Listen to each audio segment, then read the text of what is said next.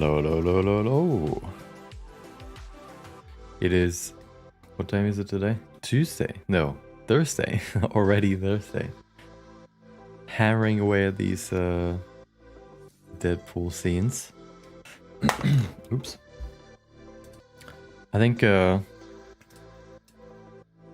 more I do these, okay, the more it feels like I'm not gonna be able to finish these this week, but we haven't gotten yet to the, you know, the more simple ones. But, you know, usually you know, they're also, I guess it's kind of like a mix between complex and simple ones. So the more we go through this, the more it seems that maybe it won't be finished this week, but, you know, the hope has not been lost yet, okay? Welcome Eberic, welcome Gerald. Beaten by one person, you're not the first one, I guess. Welcome Daily, Blenderizer. Yeah, but we're getting through it, and I think the more we've done these now, the more small little tips and tricks and techniques I've found to speed this up. So maybe, you know, just maybe, we can improve, or we can, you know, speed this up so that we can actually finish it this week. Maybe, you know, maybe there is a way, okay? But yeah, let's switch to here.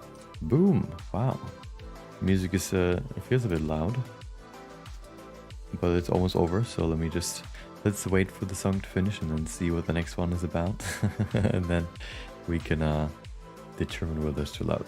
So yeah, so today I worked on this a bit,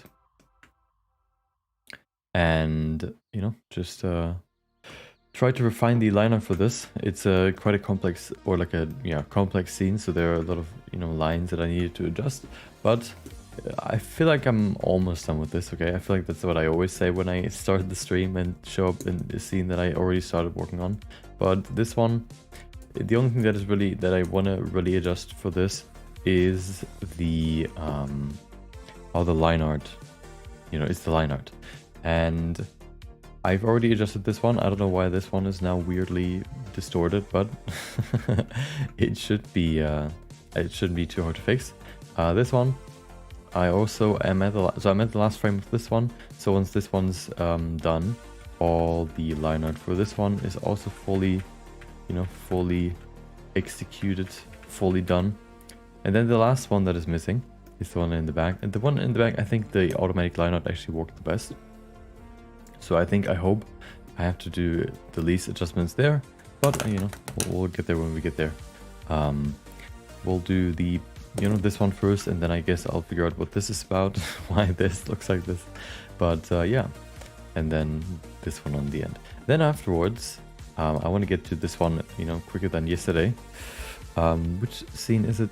Scene 11. This one, also fairly simple, basically just like a, oops. Basically just a, you know, just a still frame basically of Deadpool, and then, you know, this kind of for Wolverine. There might be a way that we can simplify or speed up the line arts, for example, for this. We're gonna get into that a bit when we get there, but right now, you know, we have this that I wanna do. So let's do that first, and then later we can get into this. Okay, this song is also going off. Let's bring it down a little bit. There you go. You've been waiting, what, for 5 minutes? Welcome, Wynham. Welcome, Thomas. Welcome, Onion. Yes. So, yeah.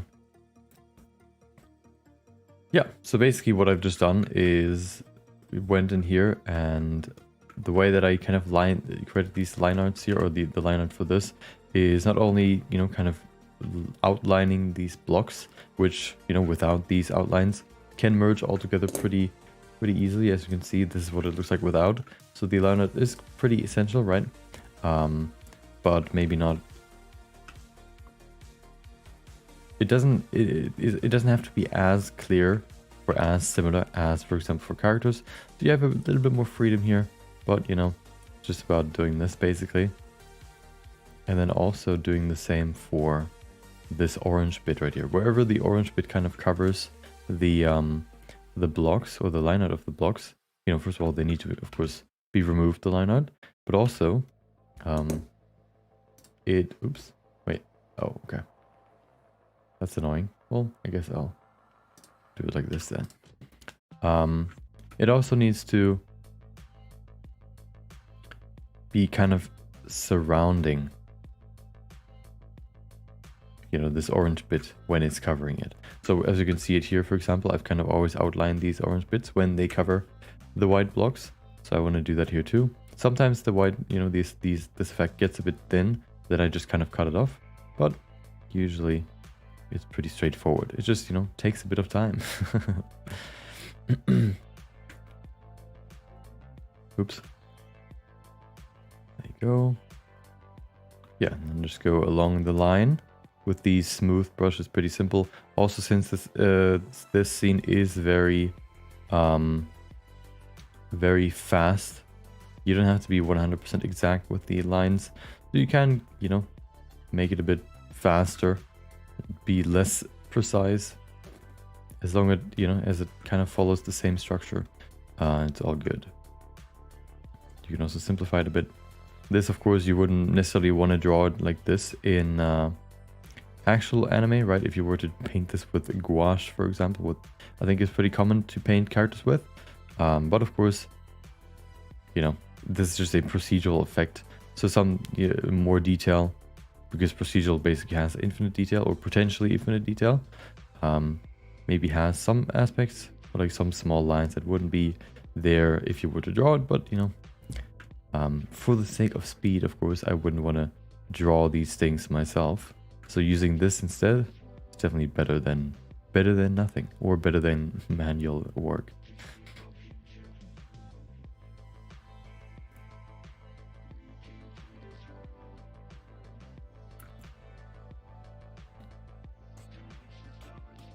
Okay, yeah, this here in the back already looks pretty good, because I adjusted it before. So the only thing really that needs to be adjusted here is in the front, which also shouldn't take too long.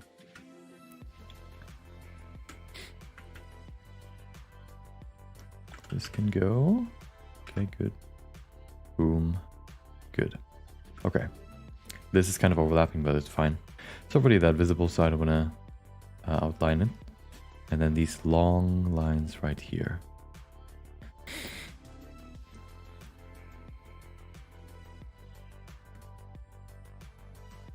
Did you make the geometry nodes for explosions yourself? Yes. All of these effects that I use in this project are made by myself. I try to look for for geometry node anime VFX before, but I've only ever found ones that utilize simulations. But the problem with simulations is that, you know, they work off of each frame. Or simulations, right? For each frame, they recalculate the result, or they, you know, calculate how it would change. The problem is with anime, if you're trying to capture or like recreate like a more traditional anime look, you couldn't really use those simulation effects because, you know, usually anime is animated on 2s, so each second frame is a new image, and that of course wouldn't really work.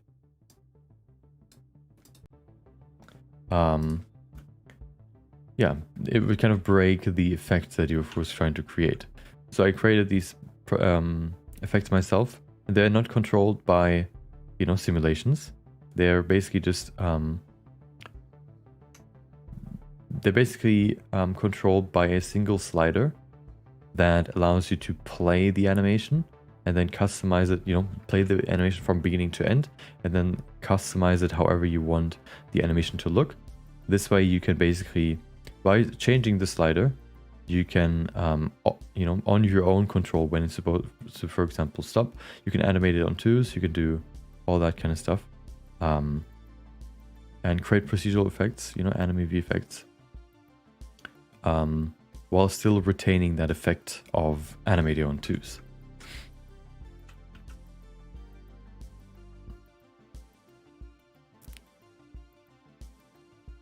And the cool thing is that even, you know, the broader you create like an effect like this, the more use cases it can also have. So for example, the explosion that I've created here is also being used later, for example, where Deadpool, for example, his foot is sliding over the ground and then you can create like small clouds. That is what this is actually meant for. But, you know, if you adjust it enough, you know, because it's procedural, you can also adjust it enough that it can take on different shapes. It can also be used for like these trails, for example, or for the explosion cloud, for example. So it's a really, yeah, the more broad you make it, the more settings you also have. So it might be harder to get into, but the more use cases it can also have. I think this is actually, nope, there's a little bit more here. And I think that's then all for this one. And then let me fix the let me fix the front one. I already fixed the one in the front, but apparently there's like a shift in frames maybe that happened, so that the or maybe I just missed that thing, that there's like this weird mismatch, or yeah, delay. Maybe it's easy to fix, maybe it's not, we'll see. Boom, boom, boom, easy. Okay, so let's see what's going on here. So you can see, you know, it's outlining something that isn't there anymore. It was here, but then it's not here anymore. So we just need to adjust that for a second, which shouldn't take too long because it's just like these outlines. Everything else still looks fine. Yep. Yeah, good. So just get rid of this and just redraw it. Shouldn't be too bad.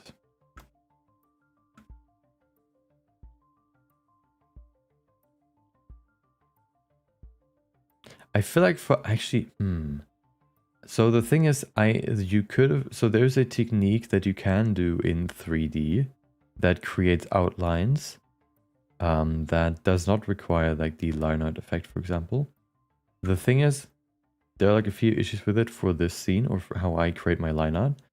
You can basically duplicate the mesh and then invert the normals so that you basically see through the front wall and then see the back wall instead of, you know, seeing the front and not the back because it's occluded, right?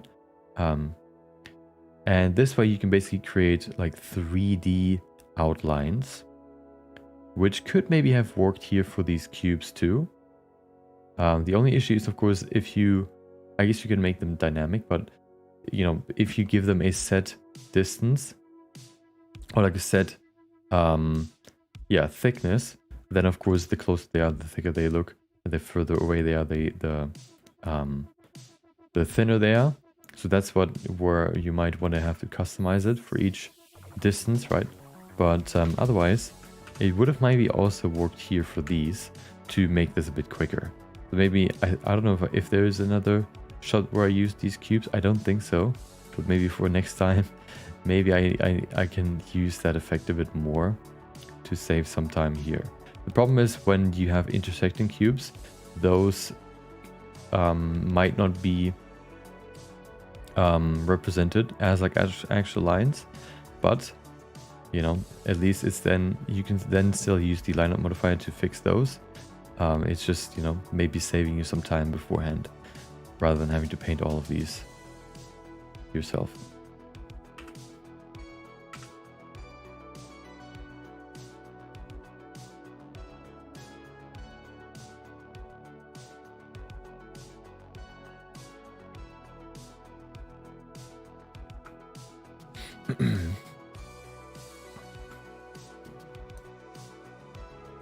Welcome. Foreign letters that I can't pronounce. Hope you have a good day.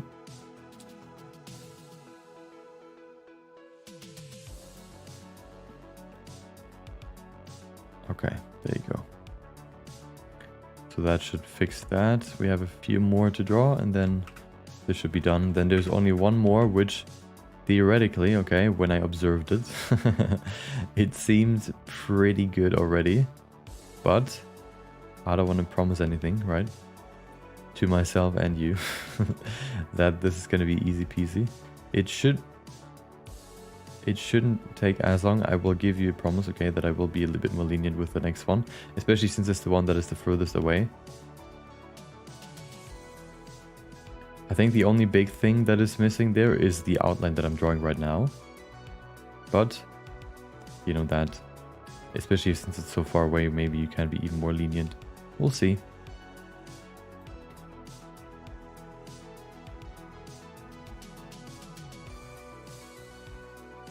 Go. I wonder if there's like a rule the actual animators follow when they create these blocks, where if you have a lot of them or you want to cover a lot of ground, you create very big ones and then maybe scatter a few small ones in between, or if they just kind of do it freestyle. Because if you have more bigger ones, right, you have to draw less lines, for example, so the line art is a bit easier to create. Maybe they have like a certain rule for that, or just like a certain guide that they follow to animate these quicker, you know, so they don't have to draw like all these small cubes, for example. But you know, it's something I guess to look into in the future. I feel like even though, you know, I've learned a lot already about the techniques, there's still a lot that I don't know. And maybe with, you know, with the next project that I maybe do like this, I learn new stuff that can speed up, for example, the line art a lot. Because right now, I feel like this is kind of the longest process. The animating isn't that bad. This, you know, takes a long time. Also isn't that interesting to do. It's important to do, but it's not really like a super interesting work. So, you know, I might want to think about how I can do this just much faster. Maybe there's like a way. Maybe it's just about accepting, you know, that some things are not perfect and just work with that. Maybe it's about using more free lines. We'll see. I guess I'll think about it and see if there's anything that I haven't discovered yet that you can do to speed this up. There you go. But this at least is done as well. Now we have the last one, which is this one. So if we go through this, let's see. Of course, this one begins at the beginning, but you can see the beginning already looks pretty flawless. I don't see any big problems. Maybe the cloud here, but it's fine. I think nobody will notice it. Maybe you can see, like, I want to have an outline between the cloud and the block. So I'll probably go over that, but those are pretty easy lines to draw. Nothing like, oh, in between these cubes, there are no lines that I have to do for this. I think at some point it kind of broke and some of those lines have been removed. But I feel like this one also has been pretty resilient, I guess, to that issue. You can see here it's cut off, but that's easy to fix too. There's no major things. For example, over here, like all of these were not lined up anymore. Luckily we don't have that here, so it should not take as long as the other two. Okay, even though it might cover the whole timeline, shouldn't be as bad. Thank you, Weird, for the super chat. Still doing W painting, yes. Oh, white painting. The deform isn't moving. You mean when you want to move it in pose? I mean in pose mode, the deform bones don't move on their own. They're bound basically to the control bone. So when you want to see, you know, how the weight painting would work, you would have to re-enable the control bones, like the other layers, right? The arm layers, arm AK and stuff, and then move those, because the deformation bones, they're not supposed to move. They're supposed to 100% follow the movement of the other bones. So when you attempt to move them, but the control bone, of course, doesn't move, then they don't move either. Okay.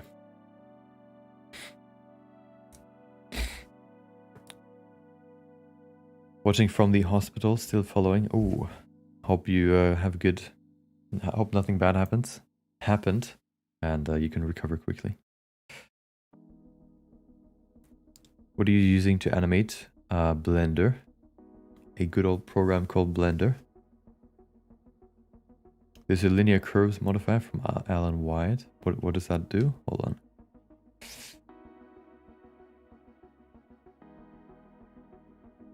Is 3D modeling and animation hard?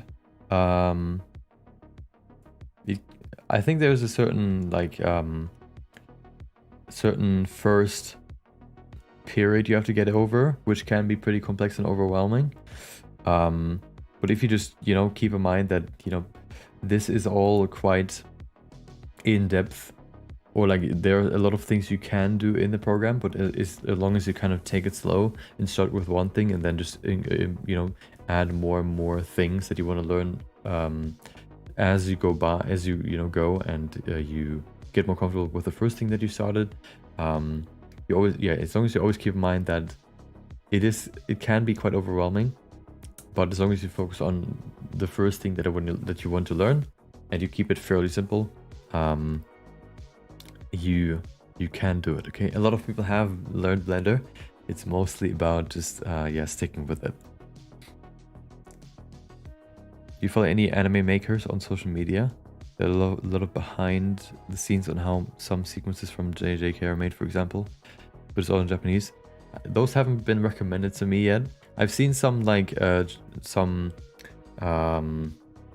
accounts that sort of share some like best of scenes, for example, from anime. Nothing like making of has appeared yet, but maybe I'll look for it specifically now that I know that actually exists. And then yeah, maybe I can glean a little bit more from that, how it works.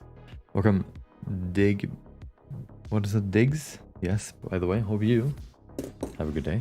Okay, so let's speed through these and then we can get to a new scene that I kind of want to get to, and finish another scene right here. So this, of course, yeah, the clouds. I think I want to do the clouds first because they're pretty simple. I kind of simplified the clouds. You know, I think yesterday when we looked at these, the best shapes have been were basically when we ramped up the subdivision and then fixed the weird Voronoi displacement that it had to something that actually looked more like clouds. But I actually like this look a bit more. There was a technique that I found that made these clouds look really, really nice, but the problem is it kind of just utilized a weird glitch in Eevee, and I don't want to normalize or like make that the default way that the system is supposed to work, like kind of utilizing a glitch, because, you know, if that glitch gets fixed, then I would have to redo the entire way that this effect works, right? I can show it to you, I guess, for a second, just to show you how it looks. So here, for example, if you go into the shader settings, since these are all kind of individual objects that are kind of, you know, part of this explosion, and they have a transparency, even though they also, and they have a transparency shader node in their shader, you know, settings that has weight of 0, so it's the transparency doesn't do anything, but it's still there. It kind of changes how, when you tick the transparency overlap setting here, it kind of changes how this looks. So if you click this now, you can see it changes the shape a lot. But if you then, for example, rotate around it, you can see how it kind of does it.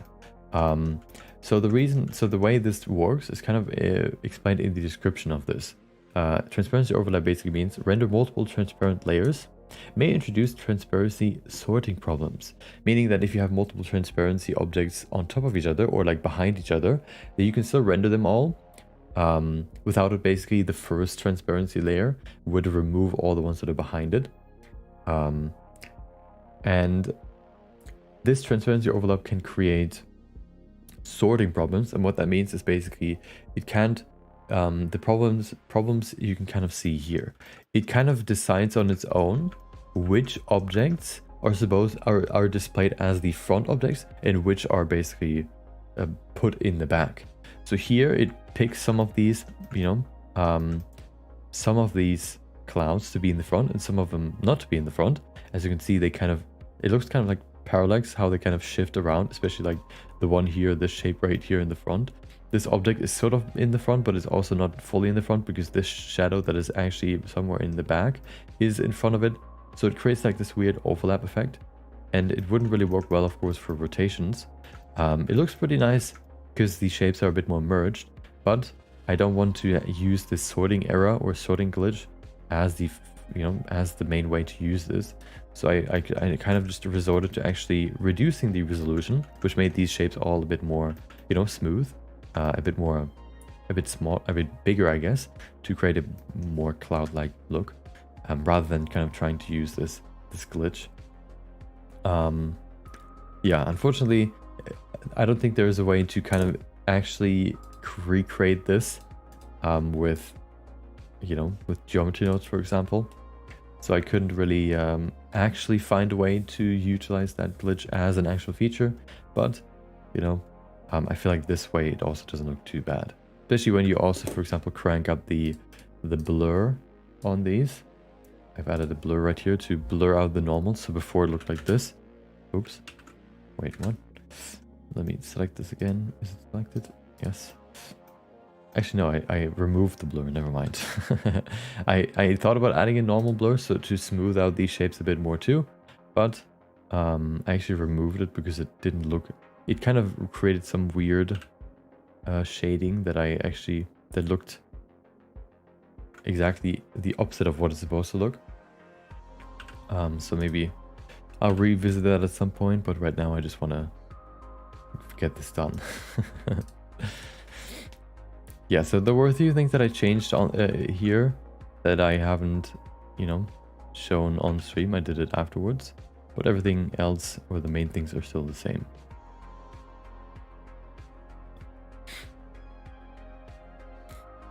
Lineup modifier from Alan Y that uses geonodes. Okay. Oh, yeah. I haven't checked that one out yet.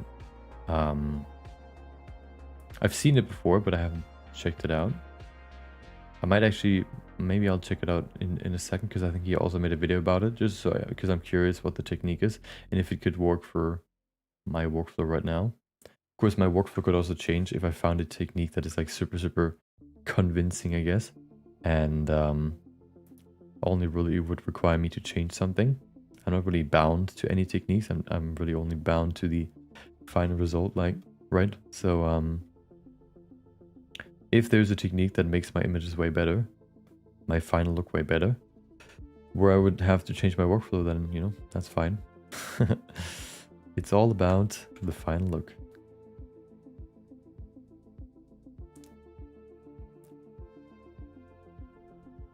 Especially in these 2D non-photorealistic renders.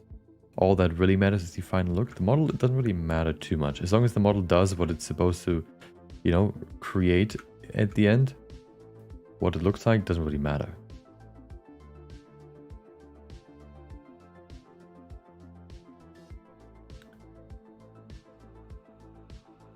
Okay. That looks pretty good. On to the next frame.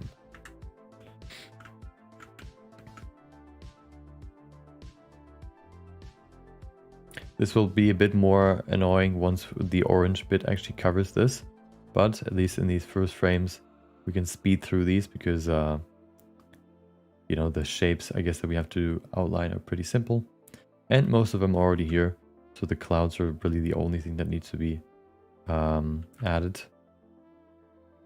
which should not be too bad. You can see the lines are pretty geometric. I think that's also why, for example, Promare, which was a big inspiration for the style of this, uses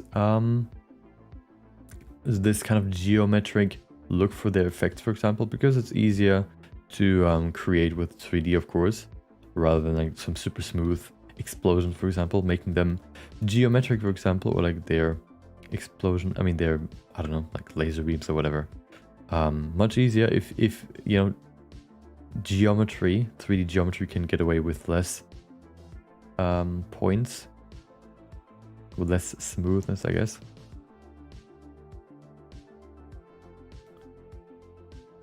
So it's definitely easier to create a more geometric look, 2D look, than of course a full-on smooth look, I guess.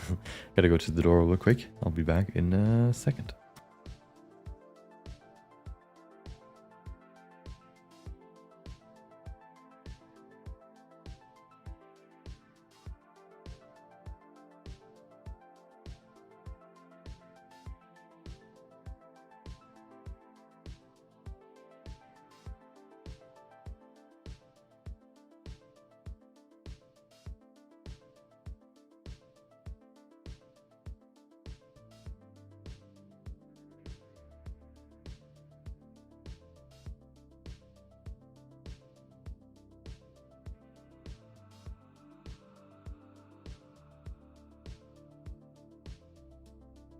Okay.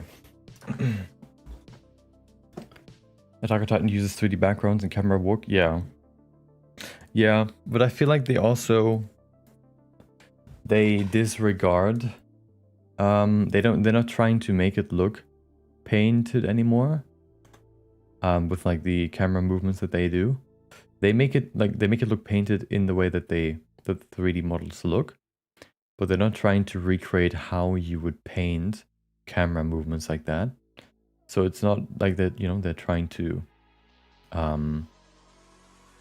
capture like the effort it takes, for example, to do those movements, and thus create fewer frames per animation, or like they don't animate it on 2s or 4s or whatever, just because it's so complex to draw these environments, for example, that they move around through. They kind of, yeah, accept, I guess, that it looks a bit more 3D, even though it still fits into the style. It looks a bit more 3D, since the camera movements that they do sometimes make it fairly obvious.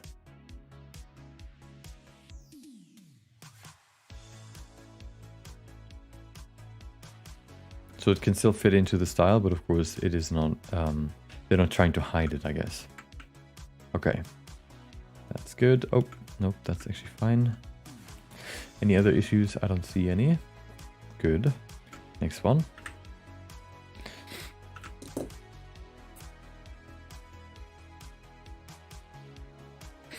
It's 6:30 a.m. for half you viewers. Yeah, well, it's really the only time that I can stream. So I, you know, I could either not stream at all, or I could stream when people are still asleep. You know, they don't have to join immediately. They can also join later. You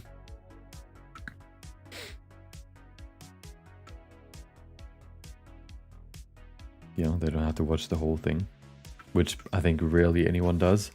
So, you know, it's not like they would want to do that anyway. Yeah, and I stream for 4 hours.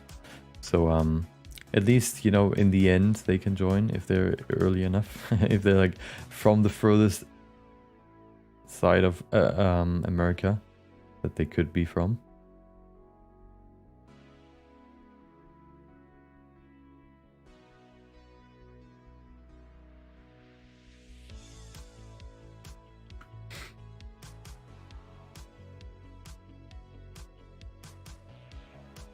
And if they really want to watch, right, they can also just watch the VOD. I guess that would not be like a live chat anymore, but, you know, I guess it depends on what they want to get out of it. We're doing the automatic weights on the fingers. They seem to be pretty good by default. Yeah, they're not, usually they're pretty good. Of course, it kind of depends on the geometry, but most of the time I feel like they're pretty good.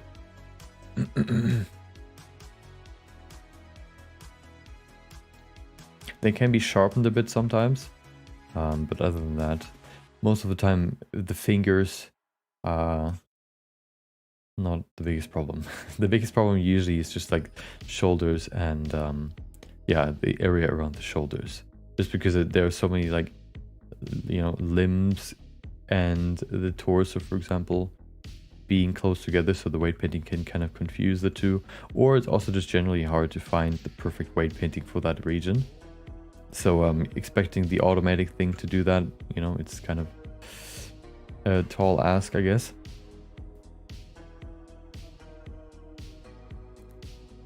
So those are usually the regions that you have to do manually. Oh, you can see here we have some lines missing. I don't know why my cursor is weird. There you go.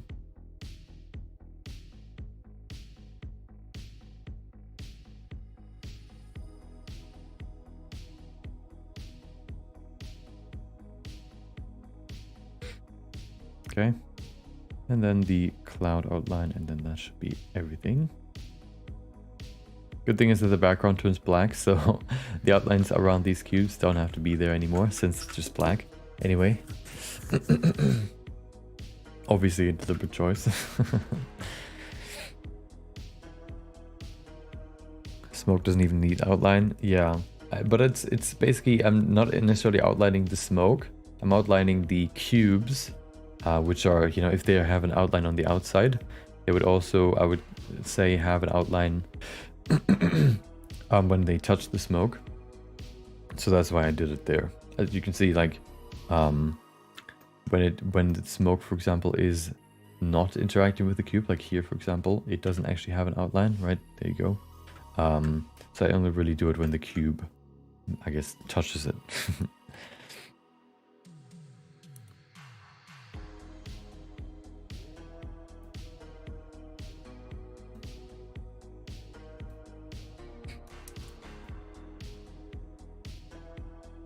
Yeah, they're not trying to hide it. The show was originally going to be fully 3D. Okay, interesting. How do you keep proportions when moving the limbs? You can disable IK stretching. So if you select the the IK controller, you know, and you go to the end panel right here and look through the properties here, there should be a slider called IK stretch, which basically determines whether the limbs stretch or whether they don't stretch. Sometimes you want to have stretching and sometimes you don't, so you want to have that switch there.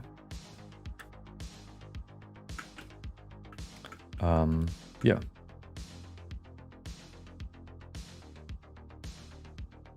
Boom.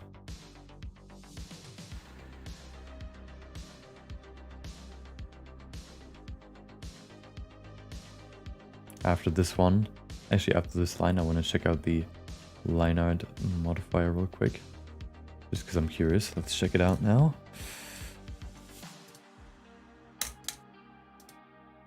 Alan Wyatt.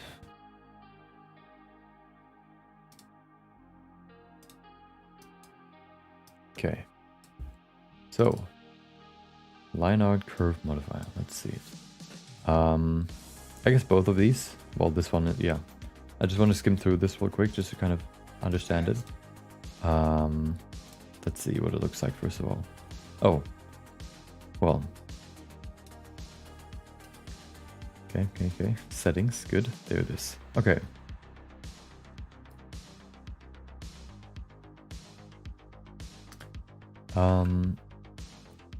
Okay, what kind of settings do you have here?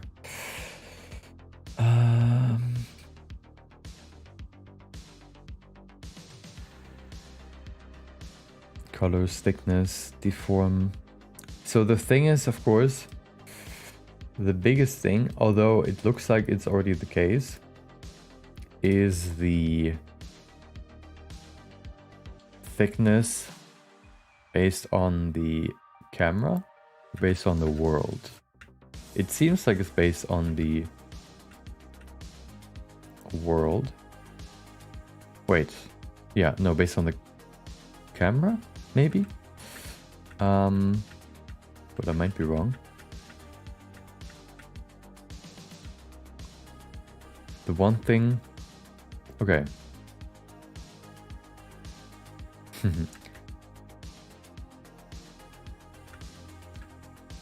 So the one thing that I'm wondering... Well, the one thing that, of course, I don't think could do with this is... Oh, okay, so he puts it on a plane. Interesting. Is create or do adjustments afterwards. So I couldn't remove... So, for example, if I have a more complex object, or even like the Suzanne object here, if I wanted to remove the lines, for example, on the eyebrows, could I do that? Or could I... Yeah. I guess maybe this could be used pretty well for, like, you know, in combination with a grease pencil, so that you, for example, create these outlines pretty clearly. And then you do the inside lines with the line art modifier, for example. It looks useful, so it might be something worth looking into. So I'll definitely keep that in mind. Let me actually save this. And then I want to check this one out too. It might be the same thing, but just to make sure, right? Let me save this.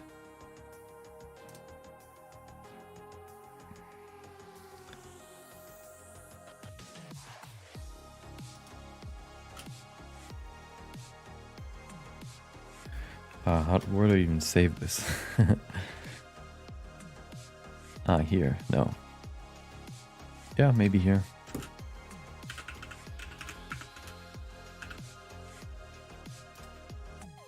Okay, and then the other one. Let's see the other one. He made 2 videos, so I'm guessing these are 2 different things, maybe.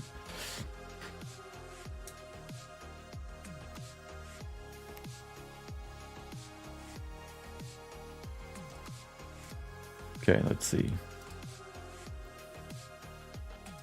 Or is that just the tutorial about the same thing? Oh, maybe not. Oh, I guess that's the tutorial how to create it. If you don't want to get the tool yourself, maybe.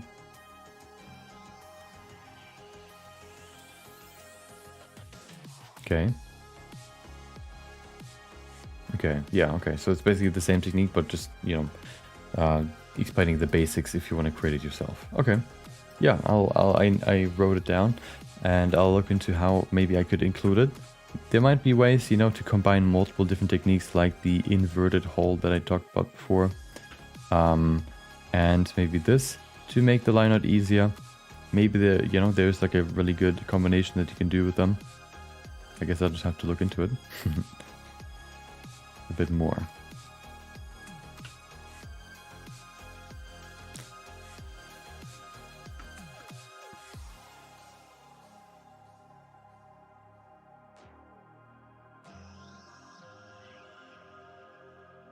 Oops. Boom. Okay. Oops. Yeah, these ones here, for example. Here, the lines just somehow disappear sometimes. I don't know why, but they do. I don't know why. It's really weird. Since it works there's no rhyme or reason to it. They just either are there and sometimes they're not. And there's no explanation why. It doesn't seem like there's anything in the way. It doesn't seem like there's anything, you know, that would remove them. They're just not there for some reason.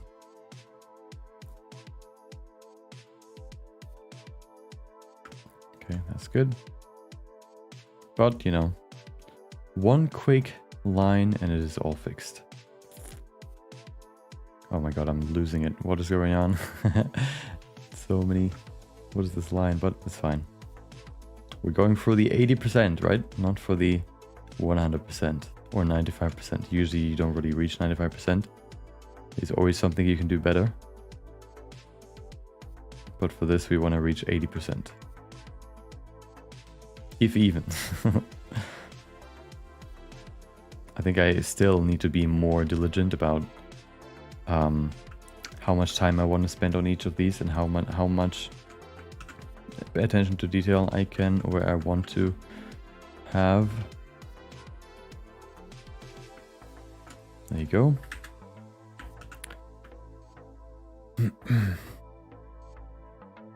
Yeah, here it now begins with these orange things, which become a bit more complex, but it's fine. The speed that we go through these should mean that we should finish this maybe in an hour. And then we can finally get to a new piece, new scene, which should be fun. And that scene should also be pretty simple. And the scene afterwards is also pretty simple. It's basically just like a still image, which should make this a whole lot faster as well. So hopefully we can finish not only this one, but also the next 2 today, which would be really nice. And then the one after that one is also not too bad. Although there we might have a bit more shadow adjustments. Actually, I guess we have to do shadow adjustments for the next one too. But yeah, you know, we'll get there at some point, and then we can think about it.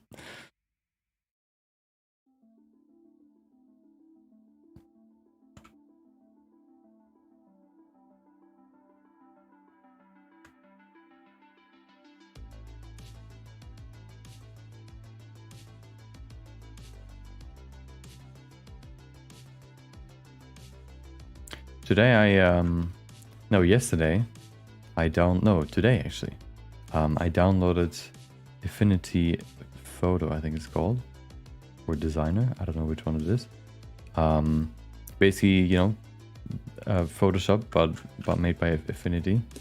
Photoshop alternative. It's called Affinity Photo 2. I noticed, you know, at some point, oops, I had the Creative Cloud, Adobe Creative Cloud subscription, which I used because when I started it, I got a student discount, but that at some point, you know, vanished because I wasn't a student anymore. And then I had to pay, I think instead of, was it 15 to 30 or 30 to 60? I don't remember. I think it was 15 to 30 bucks. I turned, like, I don't really use any other software anymore other than Photoshop. So I actually changed my plan to only have Photoshop, or like the Photoshop plan that they offer. So that's what I've used for a few months now. And then I thought, hey, let's check out Affinity Photo just to see, you know, how many, because you can, Affinity Photo doesn't have subscriptions. You just buy it once and then you have it forever. How many months would I have to use Affinity Photo for it to be worth the money that I save on the subscription on Photoshop? Photoshop currently costs 26 bucks a month. And Affinity Photo costs 75 bucks. So if I basically, after almost a little bit more than 2 months, it's already worth switching, as long, yeah, right, as long as I can basically do everything that I've done before. I don't lose any major features. You know, it basically is worth it after 2 months, and then onwards, of course, it is like infinitely worth it. And that, you know, I was surprised that it's that quickly, but, you know, I guess that's just how much Photoshop costs. Yeah, so I actually got the free trial to test it out first, now for half a year. I probably, if I, you know, I'll probably don't need half a year to decide whether I want to move to that or to still use Photoshop. The big thing, there are two main things that I've identified that I miss right now, but it could be the same case as switching from Premiere Pro to DaVinci Resolve, that I just need to kind of find that not necessarily the features are missing, but the features are just represented by a different feature, right? But so one thing that I don't think is represented is the generative fill, which in Photoshop basically allows you to take a photo, select a section of the photo, and then basically type in like how you would do it with like the what's it called, any you know, any diffuse whatever models to create images. You can type in any prompts, and then it gives you like something that looks, you know, that fits into the image, but, you know, turns it into whatever you typed in. This was pretty useful, if for me at least, if I wanted to, for example, simplify a background. Maybe there was like, I don't know, like weird colors that just make the background a bit more complex, or draw attention away from the main subject. I can just select it and then say, hey, simple background, and then it just, you know, it just fills it with some random stuff that, you know, makes it a bit simpler. That was really, really useful for me. But it wasn't also, it simplified a workflow, or like a step that I could also just do manually. So it's not really that I necessarily need it. It's just something that, you know, made it from a, I don't know, like a 1-minute operation to like a 5-minute operation. So it's not like, you know, game breaking. The other one that I noticed was that Photoshop has like art boards. So you can have multiple canvases next to each other, which was pretty useful, especially for me when I do like thumbnails, for example. I create multiple thumbnails and I can compare them by just having them next to each other. That, as far as I know, don't exist in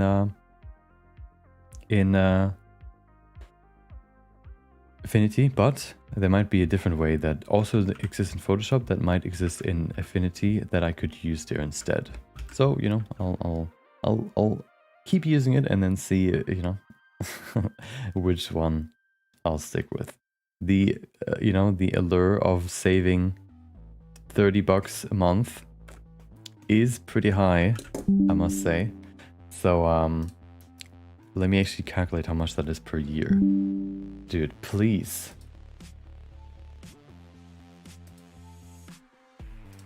Do it, I don't know, tomorrow. 6 a.m. I guess so, let's go. Okay, please don't harass me anymore. So how much would that be? So basically 30 times, oh, let's be precise. 26 times 12. $312 that or bucks that I can save just by not using Photoshop anymore and using Affinity each year. Sounds pretty alluring. So yeah, maybe, very likely actually, I'll probably switch, but my decision has not been made yet. Can I see the progress so far? There hasn't been much more progress. Right now I want to get this done and then we can look at the final result of this that I can show you. If you would like to know, I got Auto Rig Pro because I don't know how to set up rigs as much as other people. Okay. What kind of lines does the grease pencil make? Are they raster or vector based? They are vector based. It's basically they're the vectors that are then being turned into pixels when you when you render the image, but they're basically similar to vectors in like in Illustrator, for example, Adobe Illustrator. So they don't have a resolution. They're basically just 3D tubes that you draw in 3D space. Yeah, that's how you can kind of imagine it. Or, you know, if it's easier, it's basically like vectors. It's not controlled by. It's basically vectors as if the vectors were controlled by individual points, rather than like points that are connected, rather than curves. That's kind of what vectors are. Yeah, what grease pencil lines are.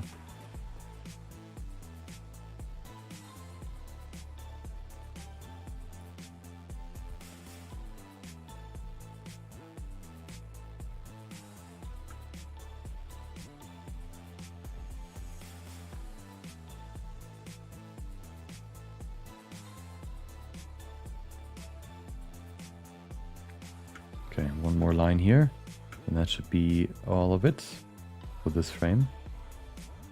Oops. Damn it.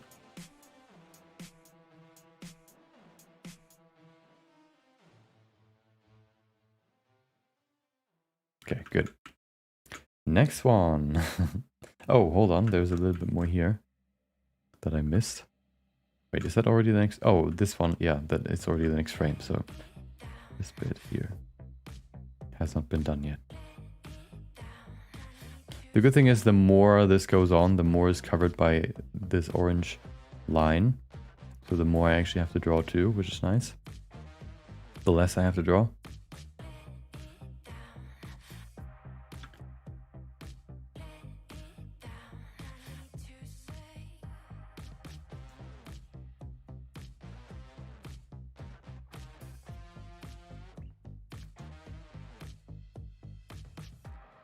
Right now, of course, we only have this one line, so it really only covers a small thing, but it's fine. I can just kind of freehand go through this, and it should be fine.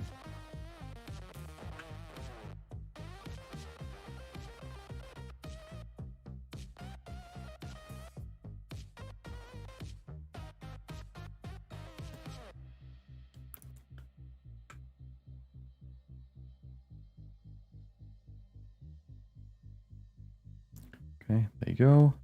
And then this one big line right here. Good. Ta-da!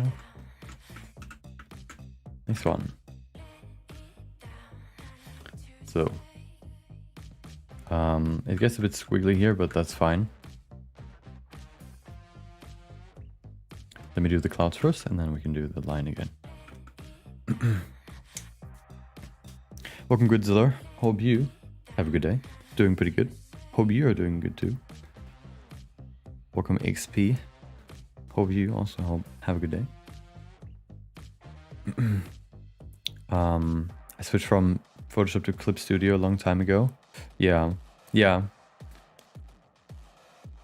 I feel like the more you stick to Photoshop, the more other programs emerge that kind of, no matter who you are, whether you're somebody that draws with Photoshop or like paints with Photoshop, or somebody that uses it for like photo manipulation, there are more and more tools that can do the same, but way more, are way more acceptable in their pricing, for example.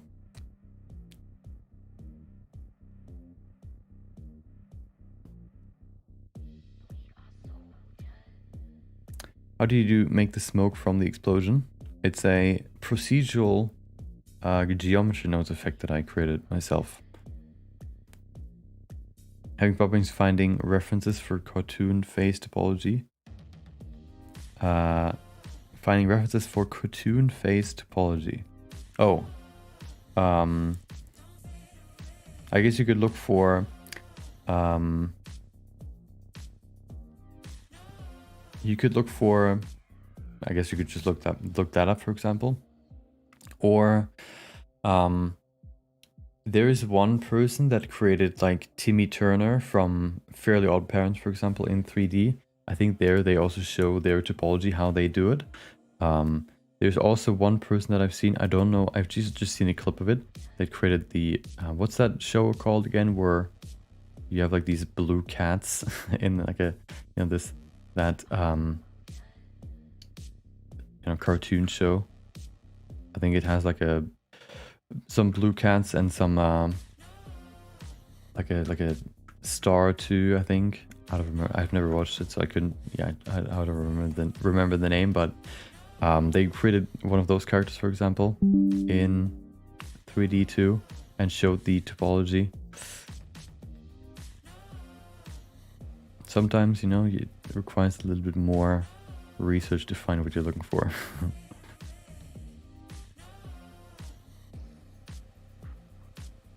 Or sometimes you have to just figure it out yourself.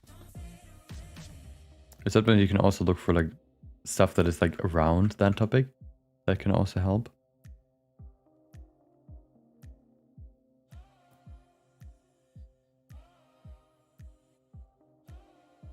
Gumball, yeah, there you go.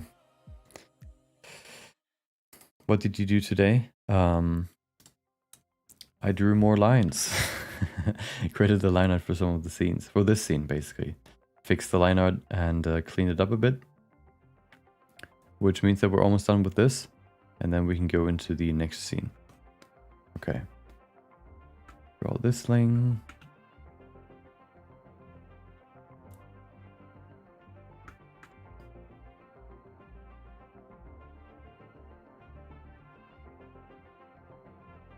Jesus. Looks like I'm drawing drunk. Drunk drawing incidents. Okay.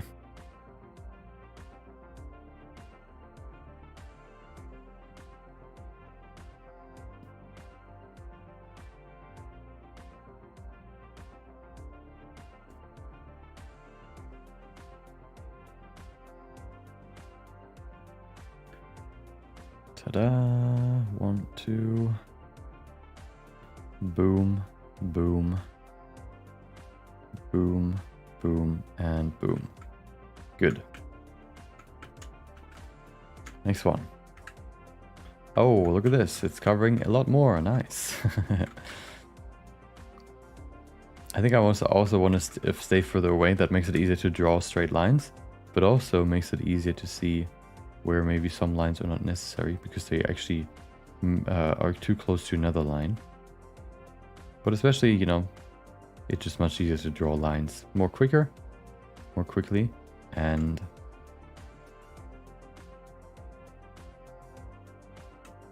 straighter.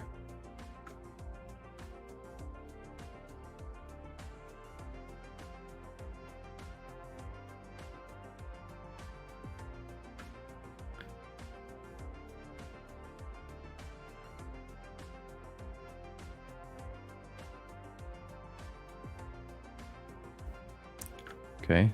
Oh, here's the weird line disappearance that happened here. I don't know why it happened, but here it is. So just drawing these lines. There you go. Perfect.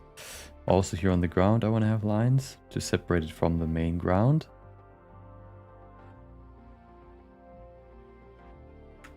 And then we can already begin with this.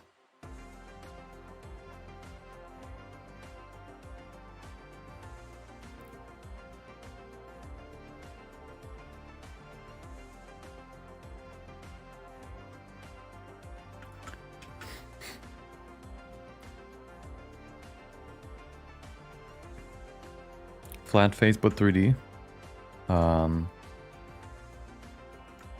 Why do you need it to be a flat face?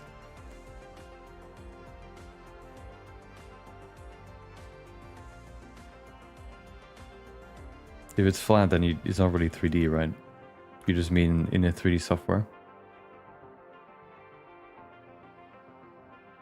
You could also just create, like, use images as planes then, you know? Just use images, put them on planes, and then put textures on them to give them the face that you want to have for the 3D model, rather than actually having to model something.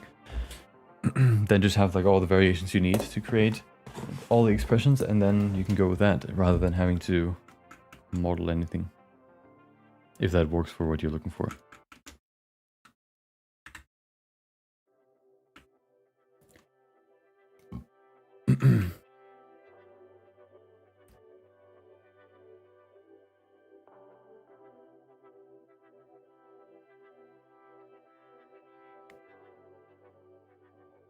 Sometimes it is that simple.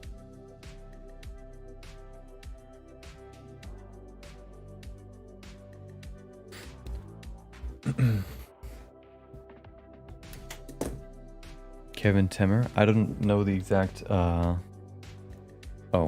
maybe you're talking to him. To them. When is the video ready for takeoff? The video? I haven't even started the video yet. I hope to finish the animation in, like the actual like refining of the animation in at the end of this week. What is then of course missing is compositing, but that shouldn't be that bad. Yeah, so the biggest thing right now that is taking, you know, that still takes time is this, what I'm doing right now.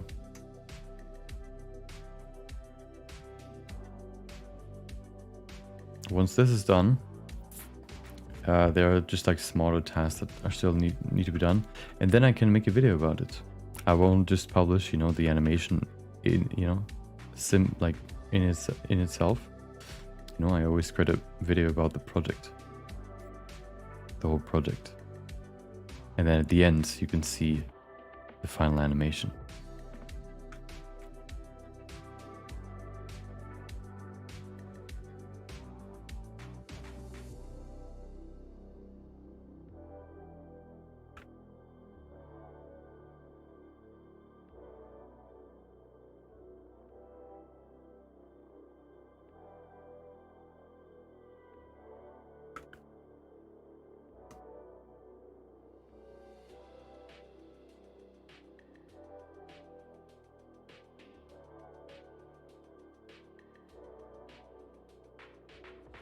I actually wish I could show this, could see through the camera view in pixelated view, basically, or in rasterized view, so that the that I would see which details just get lost because you know, it's zoomed out too far, and which details, you know, are still remaining. You know, if a line is too thin, then it won't be visible in the final rendered image. Unfortunately, I can't really predict that well when I have an infinite resolution, right, with the camera view. But I wish, you know, there was a way to rasterize your image. I don't think there is a way, but I guess there is a way by just, you know, by rendering it. But unfortunately, of course, you can't do it live because that would be kind of, you know, the best way to do it. You don't want to render it every time and then just to see whether something is visible or not. You would rather want to have the actual viewport be rasterized, so you actually know that what you're drawing right now will not be visible.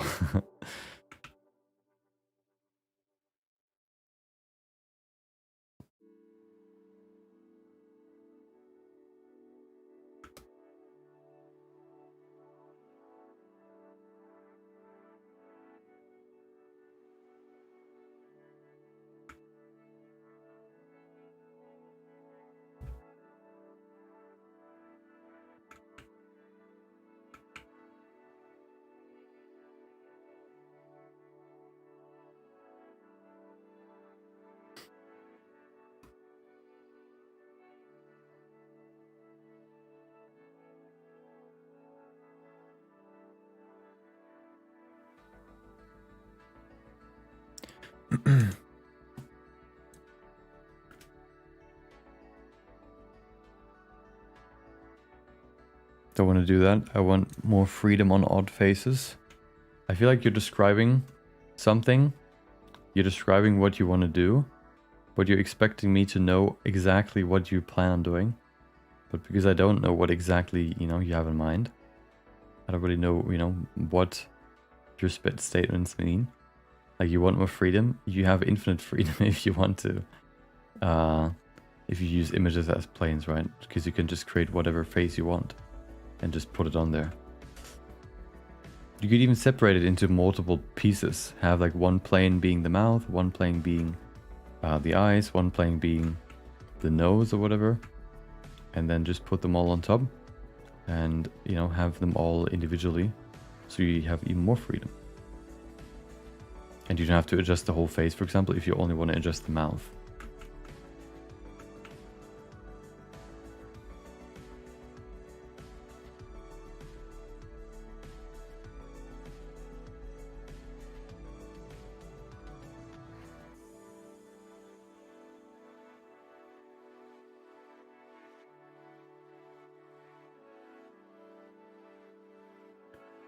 You know, there's in every project, there's like this one piece of work that you need to do, or at least for me, that after it's fully done, you're like, thank God it's finally done.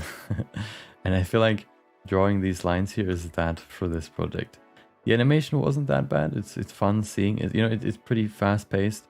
You can see the final animation. You can at least finish at least one animation per day. Or per stream, like each 4 hours you can finish an animation.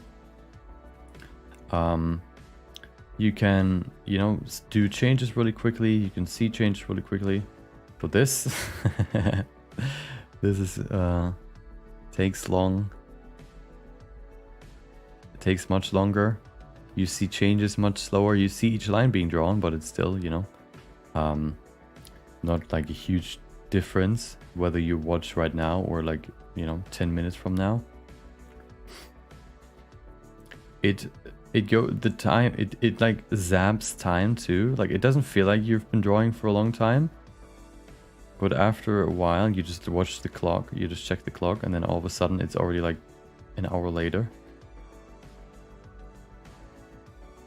and you haven't really finished much. So I kind of reached this kind of let this just end part of the project. It's still not like super annoying to do. It just takes a long time, unfortunately. Also, I could have maybe actually copied some of these frames. I think what I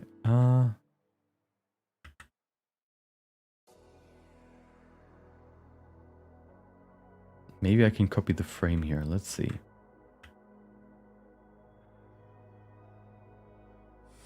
Actually, no, it's easier just to draw it manually. Ta-da!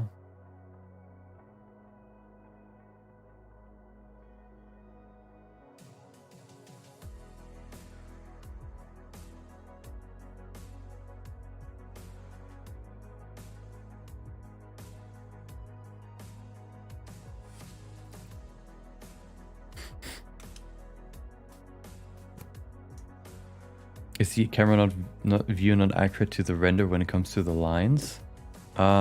It's so if you know about vectors, right? The camera view is basically the camera view in the 3D viewport, because you know it's a 3D environment, is basically acting like the camera view is basically like vectors, that it has infinite resolution. So with vectors, of course, if you zoom into them, you can zoom into them as much as you want. The edges will always be 100% sharp. And that is kind of the case here too. No matter how much you zoom in, the image will be infinitely sharp.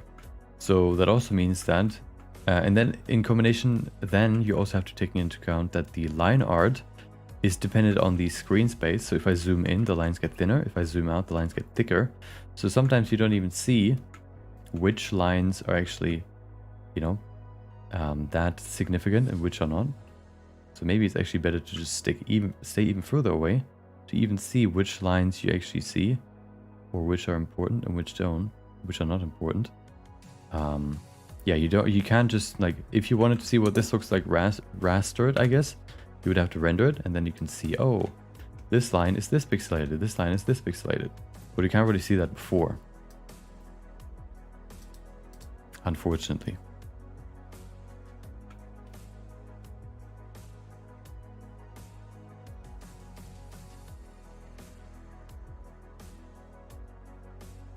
You just see an infinite amount of detail. So what you could do is you could render it and then analyze what needs to be changed, or what is visible enough to be, you know,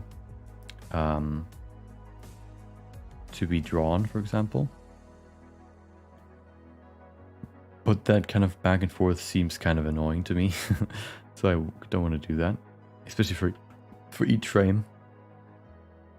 Because you couldn't remember all the things, right, that you noticed. You would always have to go back and forth just to notice everything.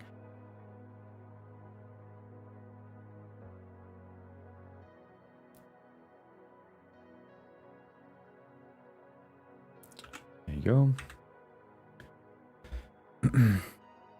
Can't wait till it all comes together. The progress so far has been amazing. Thank you. Yeah, it's one of those projects where it just all builds next to each other, and then in the end you can put everything together to show to look at the final thing. Unfortunately, you could maybe, you know, after each scene put it into the kind of pre-made animation that I've made, but it's yeah, usually I don't do that. So it's you just see like small, you know, working on one scene, working on the next scene, working on the next scene, and then at the end you see like the whole thing. Especially then also with like sound design, right, which is going to happen when I create the video. That will also enhance this a lot. So right now you just kind of imagine what it would be like. But you know, soon you can see the final result and don't have to imagine anymore. It'll finally all come together.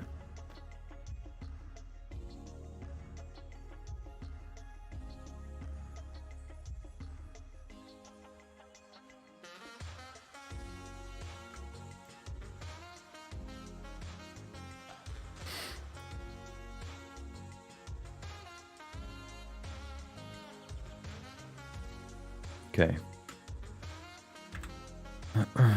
Getting there slowly but surely. Actually doesn't take too long. How long have we been streaming now? Oh, already an hour. Nice. I thought I said that we're going to be done in an hour. I guess not, but we've made good progress. So it should hopefully not be more than 2 hours, I guess.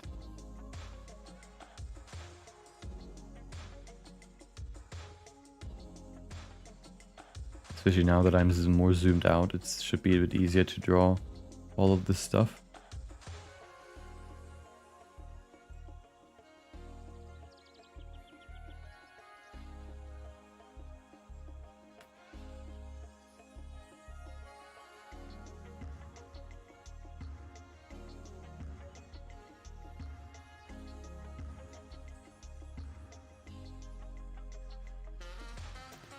Okay. That's good. You can see it's being covered more and more by this orange bit, so it should also go faster.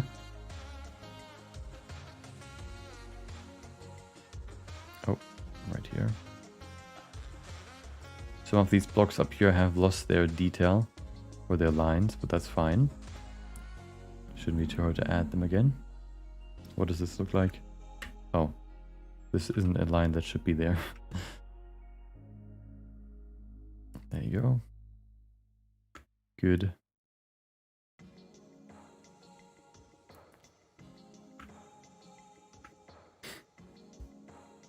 Love the videos. Thank you. Appreciate it. Welcome, Connect Zone. Welcome back. Hope you have a good day. Back after a while. I've gotten 2 hours into the Blender donut thing, and I gotta say it's way more helpful than I thought. Yeah. Yeah, that's why I always recommend either the donut tutorial or the Blender beginner tutorial series by on the actual Blender channel, because you know the donut is, you know, seems to work very well for a lot of people, and the other one is the one that I have actually followed, like an earlier version, I guess. You know, I can't really vouch for any other beginner tutorials. I actually have made one very early on, but you know, especially since those two are also the ones that are, I think, the most up to date with the program. So whenever there's a major version change, for example, there's going to be a new donut tutorial, and whenever, I think that also means that Blender creates a new beginner tutorial. So that, you know, they're always going to be up to date, which of course you can't necessarily say about other beginner tutorials. And that's, I think, also why, for example, the donut tutorial is so common to be the first project for beginners.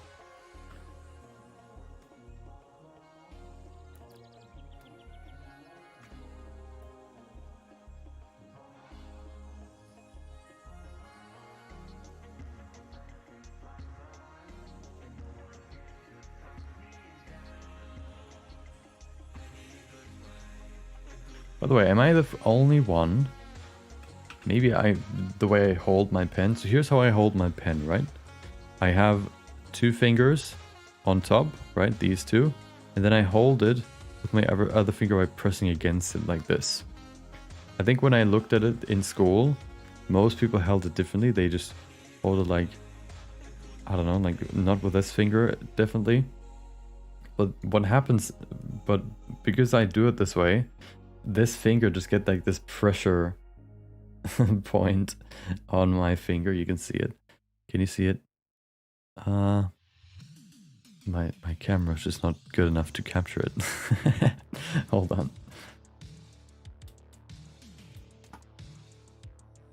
It's still not good enough. There's like this pressure point right here. Which might be because I hold it in a weird way. I always wondered if other people have that too. When they draw a lot or when they paint a lot with like a pen or a brush. With the brush it's different since you usually hold the brush differently.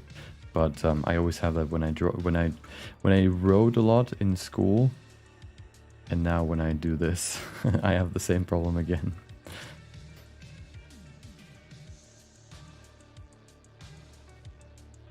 Okay, good. Only a few more.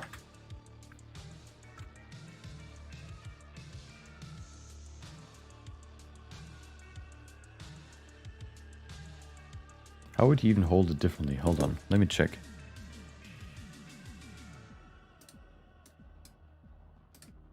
How to hold a pen. Yeah, see, that's what they do. No, maybe?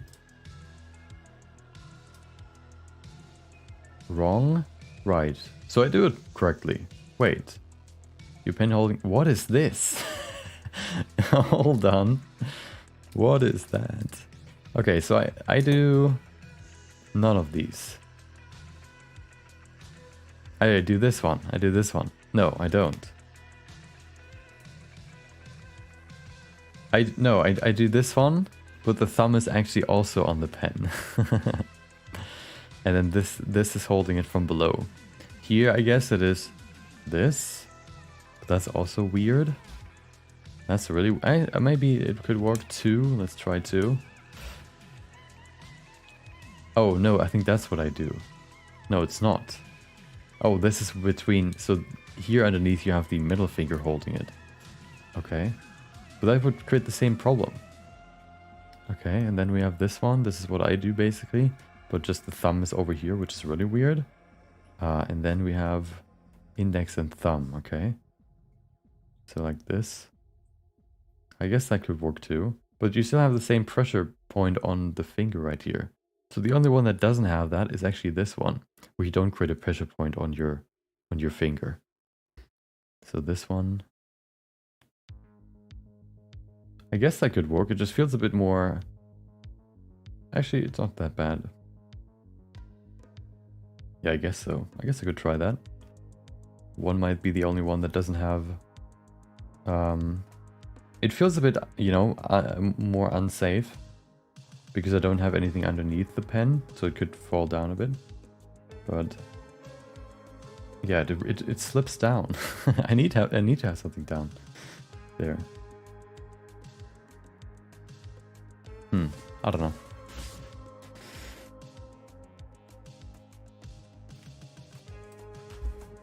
When you draw the line, is the line snapping, or do you just draw manually? It's just manual drawing. Can you ever try to do 3D animation but turn into pixel game style? Yeah, I thought about creating like animations, for example, or like recreating something in like a low res style, or like a pixel art style, or like a PS1 style, for example. I don't have a specific project yet where I want to do that in, but it is something like a concept that is on my list of ideas. All the same way, and that finger gets so hot and pressed. Yeah, exactly. Same thing happens. Yeah, okay. Haven't held a pen for years now. I do the same, but I put my middle finger on the pen, opposite of the thumb. Yeah, okay, yeah, like this. Yeah, I feel like this. Hold on, it would be between thumb, index, and middle finger. So you would have to do it like this, have like this triangle of holding it. Because if I put the thumb up here, there's nothing underneath here, so it could fall down. If I put the thumb a bit lower, I guess that could work. You would have to draw a bit more vertically. If I draw like this, right, it would be a bit more horizontal. If I hold it like this, it's a bit more vertical. I guess it doesn't really make a big difference, but it's... I guess maybe I'll try it this way. No, actually... it's weird. I don't know.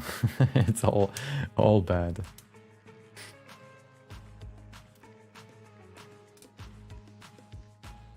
What is this?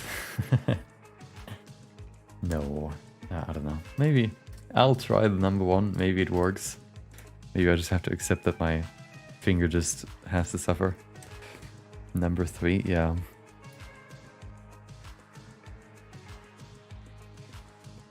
All but 1 are useful. Yeah, I don't know. I'll try 1. It seems like the only one that doesn't create a pressure point.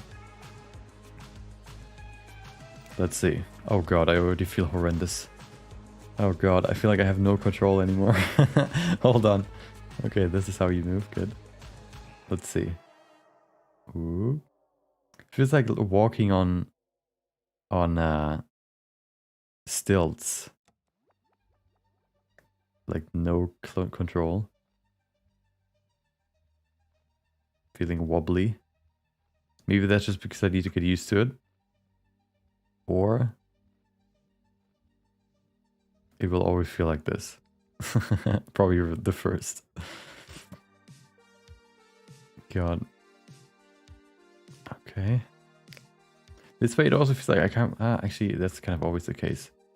Doesn't feel like I can like Something that I always also wondered is the tablets are also big, or like you can like they're like all these big tablets, especially the ones that don't have a screen, that aren't screened.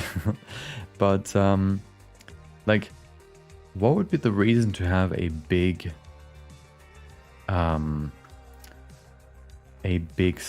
non-screen tablet? Usually, if you, at least I guess the way I work is that I move around the image, and if I want to hone into something, or like move, for example, I want to work on this now on the right side of my screen, I would just move it over and then do this. I guess a big screen gives you more room, meaning more precision. I guess that's one thing.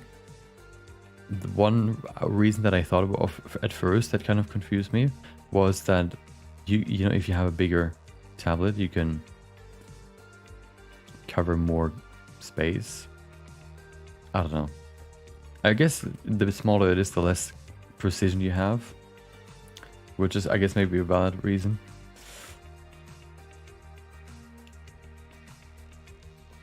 But I feel like you could do the same work with a smaller tablet. But I guess, yeah, you would have a bit less precision. Because mine isn't that big. Look at this. That's all it is, right? My arm. There you go. There are way bigger ones. But I prefer a smaller one. Oh, dude, yeah, I feel like I tried the technique again, but I always slip with my finger underneath the pen with the other finger, so I guess I just have to decide which finger has to suffer. So I'll just stick with my normal holding position.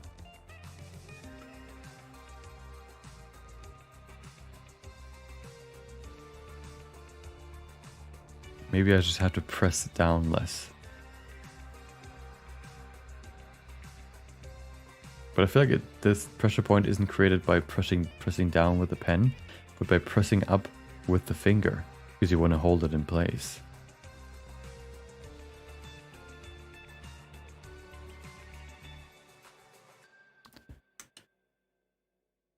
Why am I following you? I don't understand. What was the name of the channel before? The same that it has always been.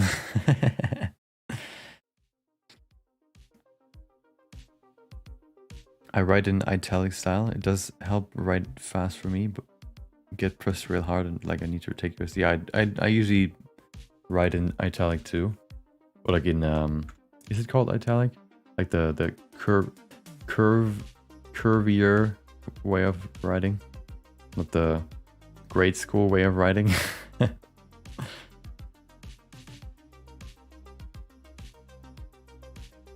But the sophisticated one, right? The more fun one, the more fun way to write. Because you can actually draw loopings. Okay. Almost. Only one more frame after this, right? No, two more.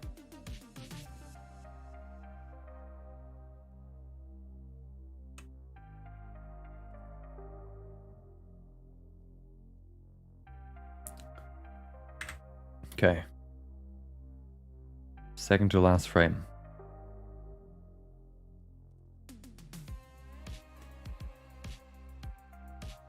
What is this? Okay. Unimportant.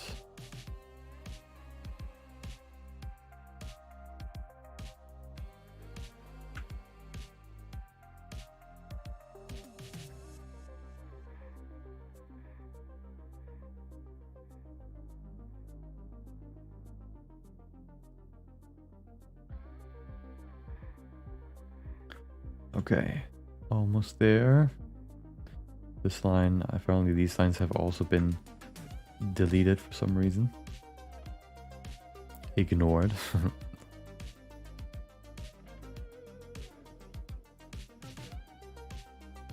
Maybe they insulted the line art modifier, who knows?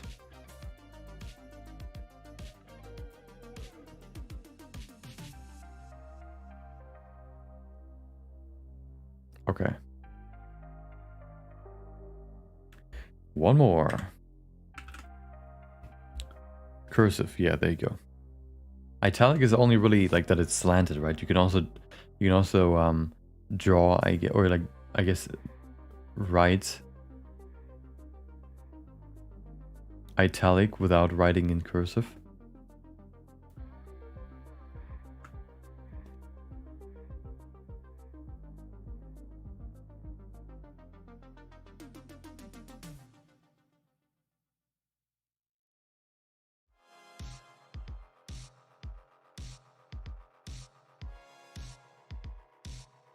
I also feel like you can just write faster in cursive, because you don't have to stop every time for each letter. You just keep writing rather than having to always like, oh, now the A, and then there's a line on the A, and then you have to draw the write the E. So 1 line, 2 lines, 3 lines, 4 lines, E, whoop whoop, done.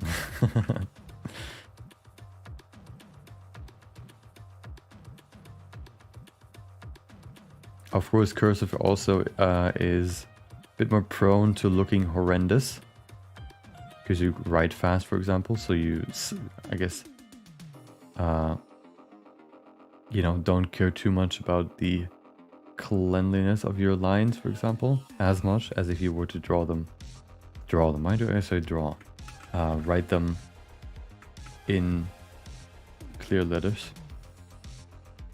Okay.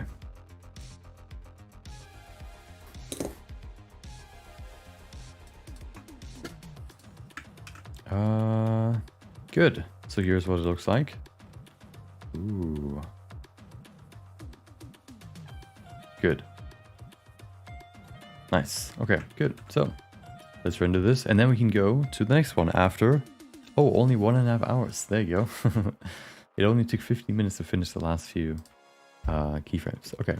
Is everything here? I think so. All we need to do is render it.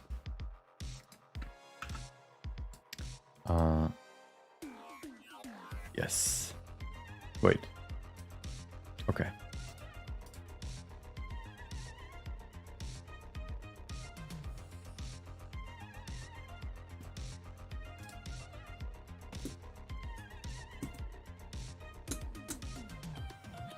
Could you make a playlist for your past streams of perfecting Deadpool scenes so we can learn from it? Shouldn't they all be in a neat line on my channel in the stream section?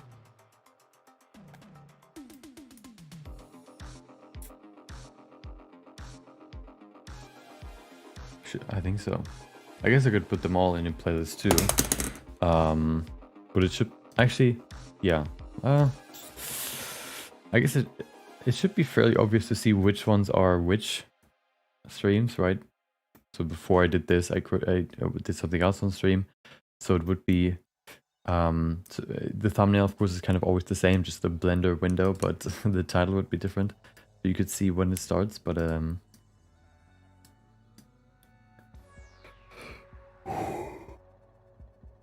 maybe I'll do it. I'll need to remember it later. Okay. Good. So let's watch it in slow. I guess it's not really that crazy. There you go. That's all it is. And that took a couple of hours to finish. Let's go to the next one. Oh, I want to show you quickly. I want to give you actually a quick way to create line art without having to do all this. If you don't want to do like this manual line art, you can create it pretty simply too with a pretty simple geometry node setup. Let me show you how it works. If you have this, or let's just use Suzanne, because that's a bit more complex, so it's a bit more obvious. We have this, right? We then apply a geometry nodes system to it, right? We also want to go here. We need two materials. First one, which is the main material, and then the second one, which is the line material. I guess the line could just be nothing, or because nothing is always black, or an emissive material, because then you can also just change the color if you want to have a different line color. And then this one can also be just emission, I guess, if you want to do it this way. Okay, let's do 2 or 4. Okay, actually we need to go here and just change this real quick so the colors are all the same.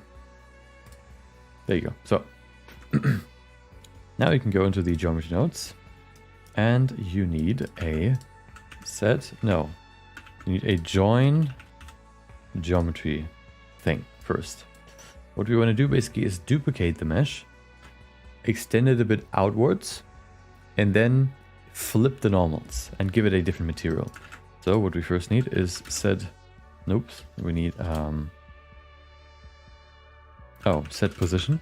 Okay, we put that in here. We can see nothing happens. But now if we use the normal, put that for example in here and say position. Oh, never mind. I don't even know what happened there. We go into offset. You can see it works just like displacement if you use the displacement modifier. It displaces it outwards according to the normals of the object. So if we now use the vector math right here and set it to scale, we can now scale the strength of this. If you set it to 0, we get the original back. If you scale it up, we can see it gets bigger. And now what we want to do is also give flip faces, which is flip normals basically, as far as I know. Maybe, I think so. And then also use set material to change the material to the line material. So now if we go in here, and this is now creating the inverted hole, right? The inverted mesh scaled outwards a bit. We now also need to bring back the original mesh. So we just grab the original mesh and put it into the join geometry, and we have both meshes together. Right now they're just on top of each other, but now if we scale this up, you can see we get this. Yes, which means that this right now, like the line out mesh, right, can go above or further out of, can kind of surround the main mesh. Right now you can see it just recreate or like covers the main mesh. So we need to do a few things. I think you can either do it in the shader settings. What we basically now want to do is we want to make sure that the faces that are not facing us, that they're going to be gone. Since we flip the faces, the ones that have previously faced us are not facing away from us and now facing away from us, which means that if we, I think, go into the shader settings and say, there should be a back face culling option here. Am I in the shader? Yes, I am. Oh, here.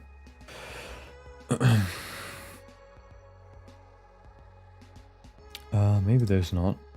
Maybe it's in the main settings. There's back face culling, but it doesn't really do anything. Another way we can do this is in the shader. So what we basically just need is a Fresnel node. I think we want to use Fresnel here. And if we merge that with a transparent BSDF, there you go. You can see what happens. Of course, it gets transparent without any controls. But if we now put the Fresnel in here, okay, hold on. Is it using a Fresnel or is it not using a Fresnel? I thought it was using a Fresnel. Ah, no. Hold on, what did I use again?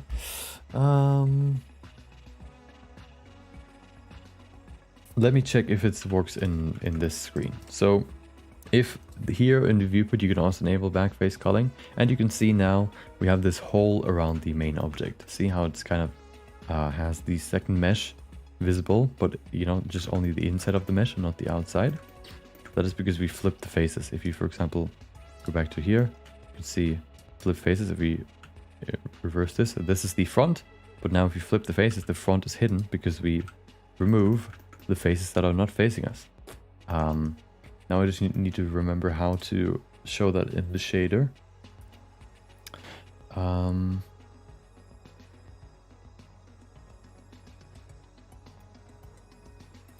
Let's see. It could also be the other one, which is... What was the other one again? Layer weights could work. Maybe. Facing. Boom. But this always creates like these gradients, which is of course not what you want.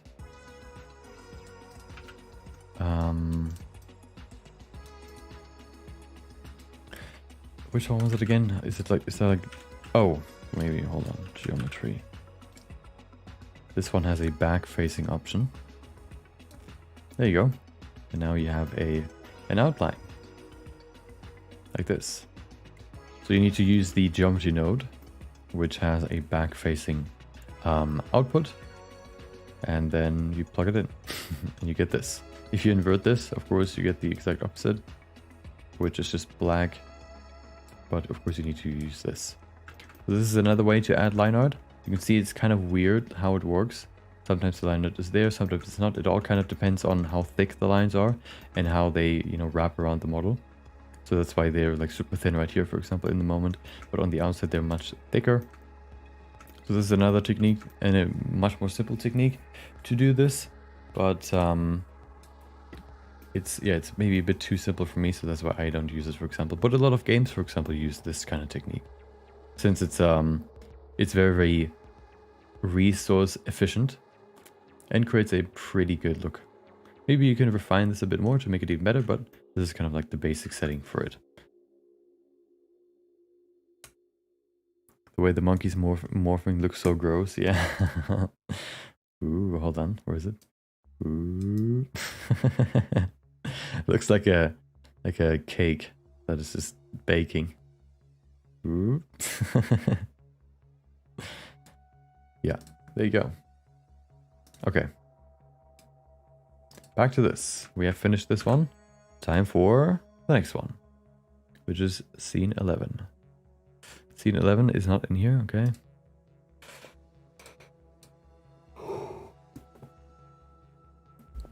So, the good part about this scene is that Deadpool is still 100%. Nothing happens with him. He doesn't move at all, if I'm remembering correctly. So his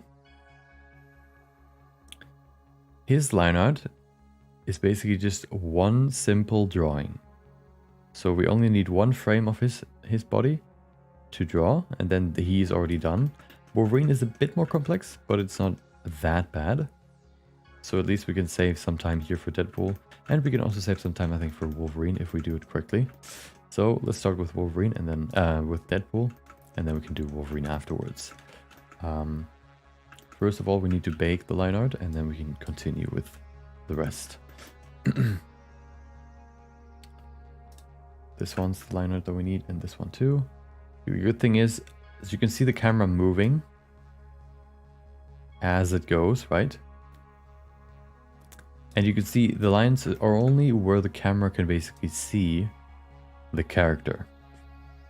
So there are no line arts down here because, you know, you don't see the character, or the camera doesn't see that, so why would you add lines there?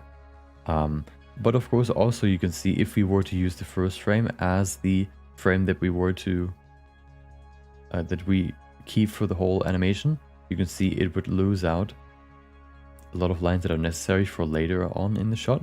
So we actually want to use probably the furthest one out, like this one. And also something you can do, or yeah, something you can do to make sure that even if they're like small jittering in the camera, it still shows all the line art necessary. What you can also do is you can go into the settings right here, and you can increase the occlusion, was it? No, it was the compositing. So if I were to bake this again, for example, let's only bake frame 60. The overscan, as you can see here, determines how much further out from the camera's field of view should lines be drawn. So if I increase this, we should slowly but surely see more and more lines being drawn in in this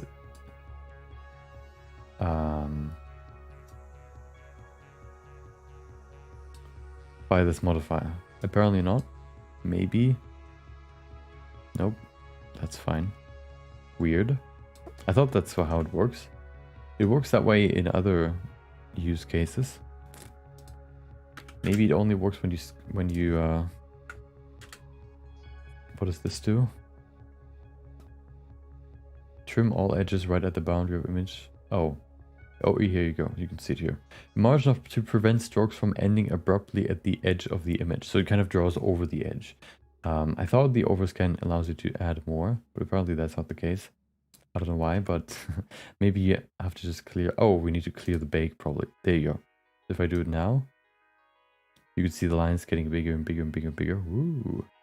This way you can also make sure that more, you can extend, you know, your lines past the camera. I think 0.1 is fine for most cases. So now we just bake it. Oh, with full resolution, of course. I guess 2 is enough. Okay, so we bake this now.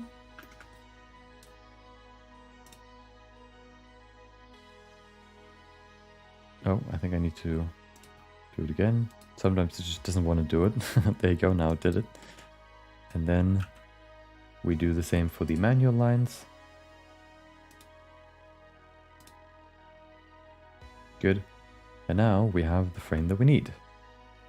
So now, oops, we can bring it back to start 1, frame 1, and we can bring this basically all the way to the beginning, and it should still cover all the necessary frames, because we basically just zoom in this shot, taking the shot that, or the frame that is the furthest out, should ensure that when you're more zoomed in, all the lines are still there. So now if you, for example, go here, and we can test it now. Oh, I forgot to do that. Never mind. If we do that now, you can see all the lines are there that we need.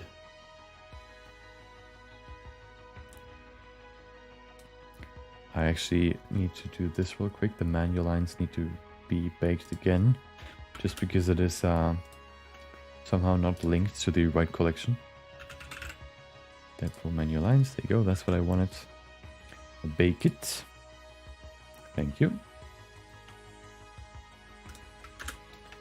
And bring this to the beginning. There you go. So now we can basically just go to frame 60. I guess we could keep the keyframes there and optimize this, make it look as good as possible. And then afterwards we can move it to the beginning, and Deadpool is basically already done after just one frame, which is pretty neat.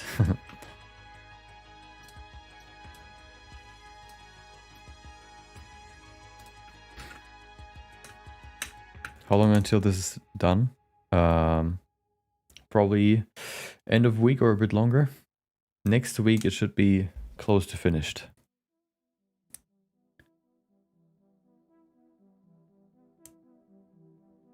Bake it, make it, shake it, lick it if it tastes bad, kick it. Yeah. Okay.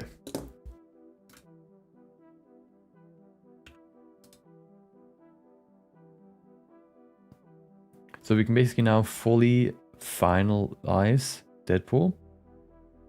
And then afterwards, since Wolverine is moving a bit, we need to do a few more adjustments for him. But at least we can, you know, finish one character fully, which is pretty good. So let's do that. This one's there. Okay, so the first one that I want to adjust is this one, because oftentimes you can see here the line art that is covering the white area of his eyes is somehow just appearing thinner than all the other lines. I think maybe that is just a display error. If we were to render this now, let's see what it looks like. Yeah, see how they're thinner for some reason? I don't know why, but they just appear thinner. So I want to scale them up just a tiny bit so that they're actually outside of the eyes.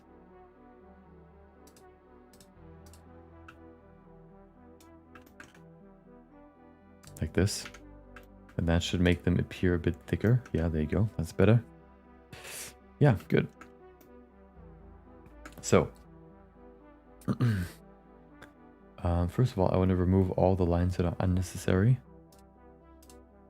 And then continue from there. The first step that I usually always do for these scenes is to clean them up. Clean the automatically generated lines up before I do anything else. Just to make sure that I have a clean slate. So here, for example, we have some lines that are 100% unnecessary. So why don't we delete them? If only I could delete them. Why are they not deletable? Oh, because they're part of Wolverine. Let me just hide Wolverine's lines altogether. That should make it easier. There you go, that looks good. I also probably want to remove these lines because he's currently not looking angry, so these lines don't really make sense. Oh, but they're part of the other layer, so it's fine. Any lines that we don't need here that are drawn by this layer. You can distinguish them a bit easier if you, for example, increase the thickness of one of them by 1 pixel, for example. You can see which lines are drawn by which layer. So these are all drawn by the other layer. I feel like I can delete this one because there's a manual line that basically covers it. Or I could delete the manual line, which might be a bit easier or a bit better.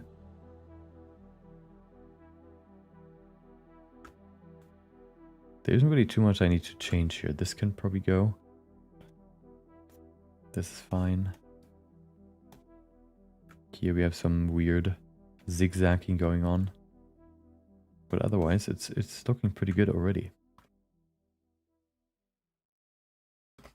Since this is only one frame that we need to finish for this animation, we can be a bit more deliberate and a bit more precise. We can add a bit more detail.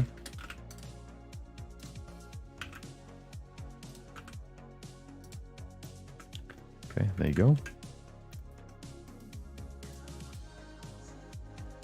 Let me actually, it seems like most of the problems are on the other layer. So let me switch to that in a second. Okay. There you go. So here, first of all, we have these kind of overlapping lines. These are basically, I've created edges.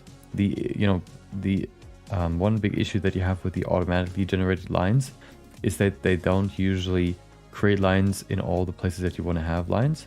So a technique that you can use to create to sort of determine where the automatic lines are being generated is by using simple edges. Edges are being read by the line art modifier as edges, right? So it actually draws lines over them, and that's why you have these, why these lines are being generated. And that's also why they kind of overlap or kind of go over the model, because the edges are basically hovering over the actual model so that they're always visible and not kind of intersecting with it, for example, or like being covered by it in any crazy deformations.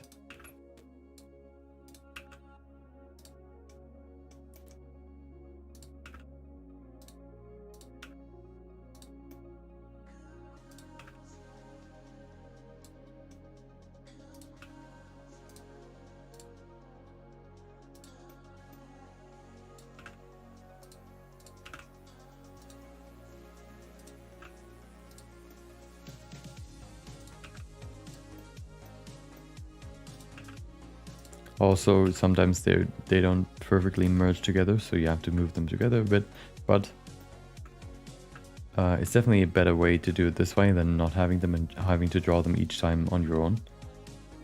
So I'm definitely not complaining about it, but it's just a, you know, a feature of it, I guess, that you have to be aware of and fix. Let me actually go and render to you here.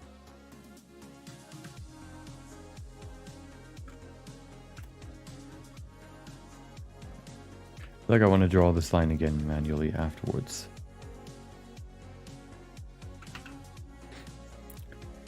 Welcome Fiend, hope you have a good day.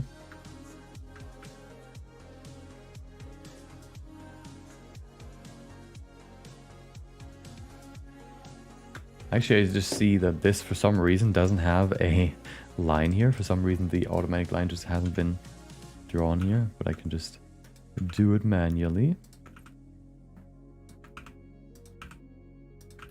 There you go. And that's a lot better. Okay, I know a few more lines that I want to remove, and then we have the basis for this. Everything's cleaned up.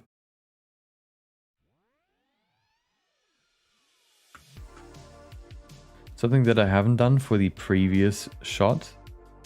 In the previous shot, I've only really adjusted and manually added lines.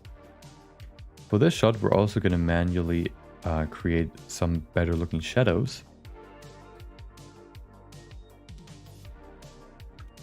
Which makes this look go from looking pretty okay to looking really, really nice. So they're very effective to create an anime look. They of course take a bit longer to create, but it is definitely worth it. Let me now, because in scope mode, what you can do is basically smooth out some of these lines to once again clean them up a bit more. Let me go do that real quick. You can also shift them around a bit, which allows, you know, for example, to remove this offset that we have here. Push it in, and you see we can fix that issue too. Especially if you're working with textures to create, for example, the distinction between the suit colors of these two. The closer you get, of course, the more you can see the obvious sort of pixelation of the textures. So covering those clear lines with this these line art edges makes it so you don't actually see them at least as well. Or if you really want to be detailed, you can also hide them altogether. So these are, you know, very useful actually.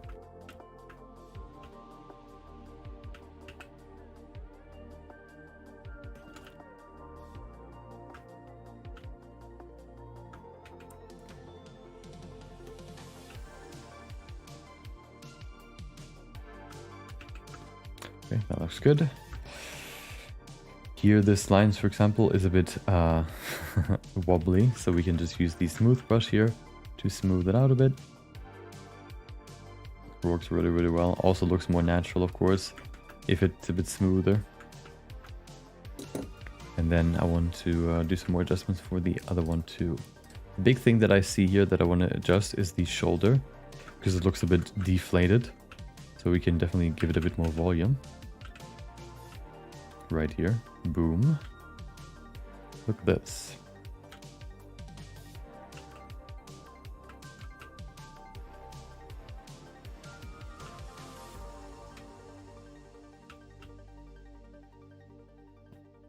That should make it more full shoulder. And then we can do the same over here. I don't even know what this line is. What is this? I think I can remove it completely and nobody will notice. I don't even know what that's supposed to be, so how would anybody else know? And then we can blow this one up too.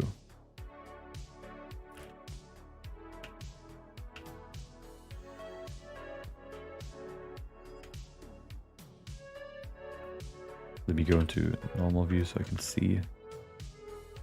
Okay, good. I can also smooth this out a bit. Oftentimes, like the 3D model, you know, looks maybe good from some angles, but some others can also look very weird. So sometimes you need to adjust some of these shapes a bit to make them look a bit more like they have been hand drawn. In this case, it's actually not that bad. Just some small things here and there, and then we should be good. Also this, what is this line doing there? Whoop. Be gone. Good. Outline. Nope. Inline.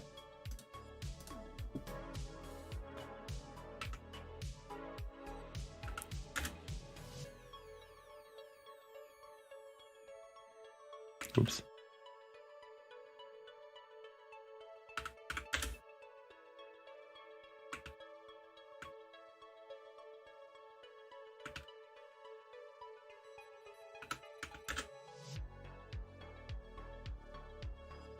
Also, if you're wondering why your grease pencil, when you use the stabilize function, stabilize stroke, is so jittery, I don't know why that exists, but it's basically because of the factor right here. You can see if I set it to like 0.6, it's even jitterier. So it's kind of like the resolution, I guess, of the smoothing effect. So if you set it to 0.99, it should be almost perfectly smooth. And that's kind of, I guess, how you want to use it. But I don't know, maybe some people like it more when it's jittery. It's kind of weird. So I always just set it to the maximum. It's really weird.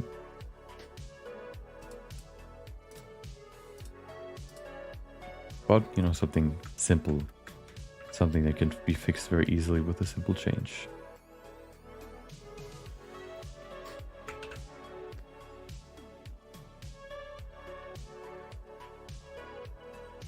Dude, I just can't draw on the line. Why is it so hard? There you go. Okay.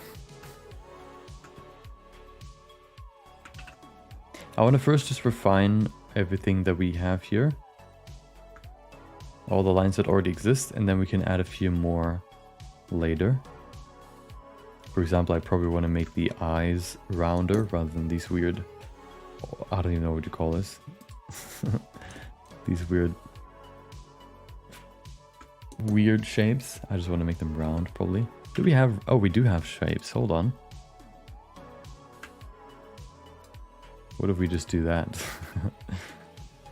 Hold on. Okay. Hello? Why is it not drawing?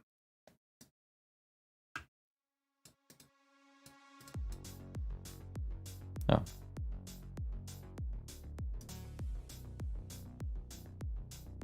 I feel like I'm being trolled. What is happening? It just leaves this weird... Okay.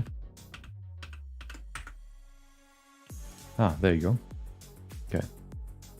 Yeah, I feel like it should be more round, so I'll just do this. And then just draw over it.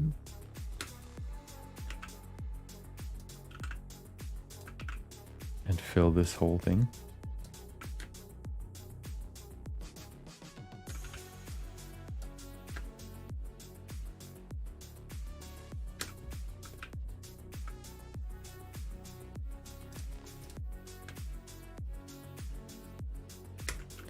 That should make it look a bit more cartoony. Okay. There's one more line here. And then I feel like it's looking pretty good already.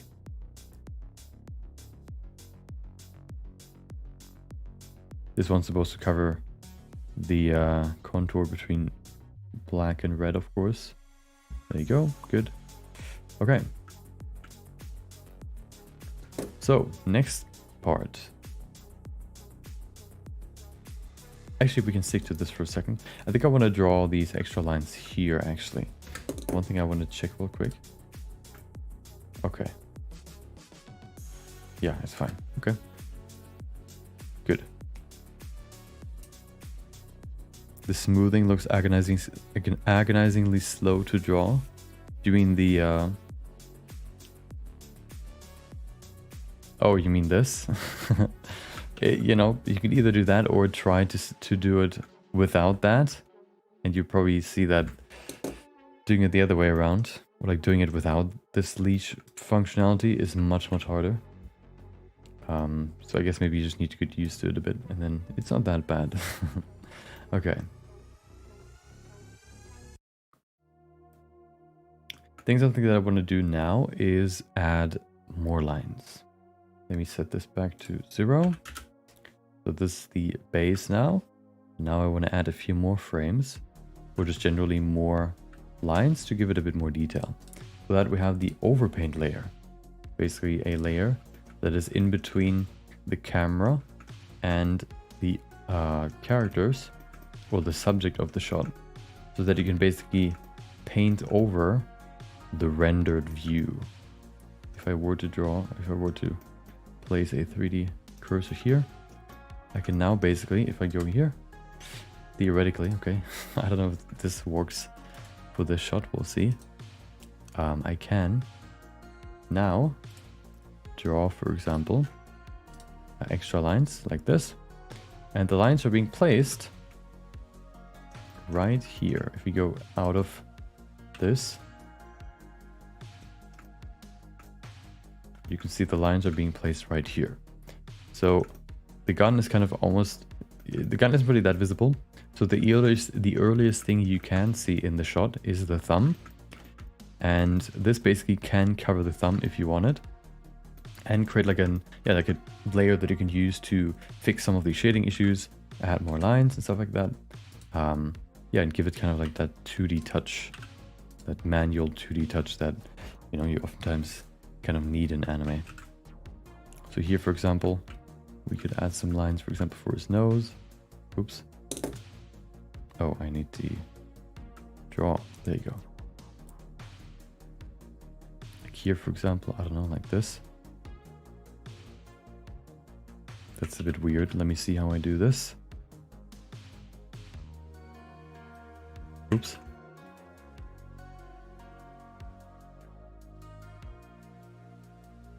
Let's see. Drawing these lines are a bit... can be a bit tricky. Also, why are they so... Oh, also, you need to change the simplify option here. Because oftentimes, the strokes get simplified a bit to save like the amount of points it needs. But because it's so close to the camera, it gets simplified a lot. So you would have to change the resolution for this quite a bit so that it doesn't look simplified. Let me just do this. There you go. And this should make these lines nice and round. Good. Now we can actually draw. That's also kind of weird. Let's see.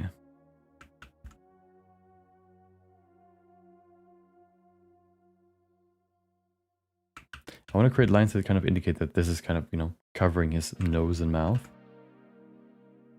Sometimes these lines seem very simple, but placing them in the right position, making them look good, can be kind of a challenge.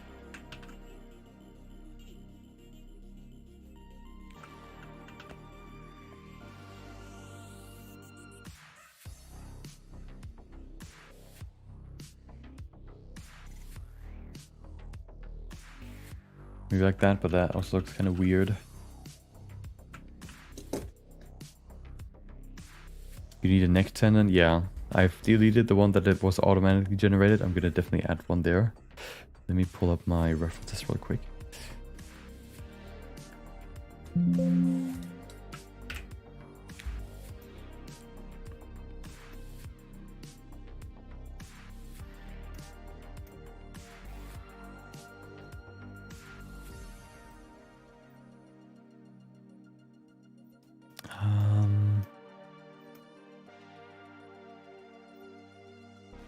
Okay.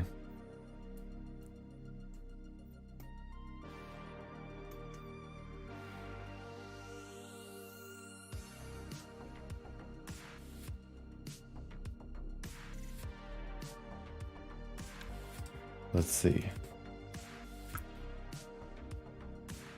Maybe 2 lines is actually better than 3 or more.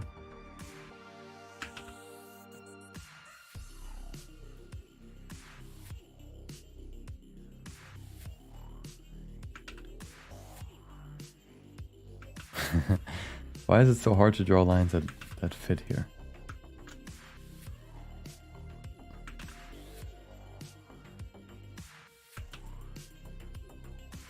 Oops.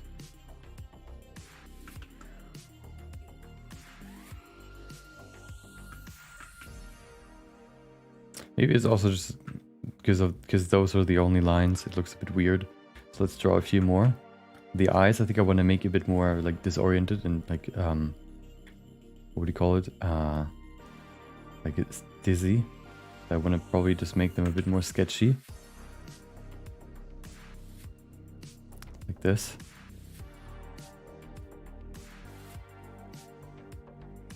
And there you go. Do the same here.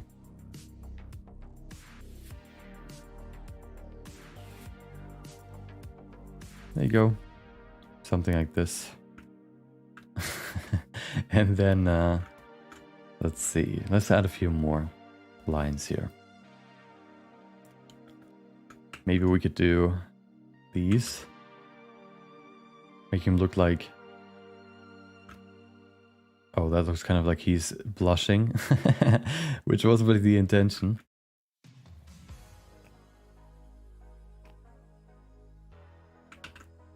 Maybe some lines here. There you go. And then...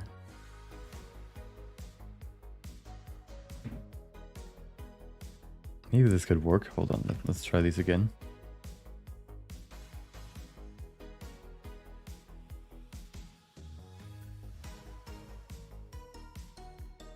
Oops. Make them maybe a bit longer.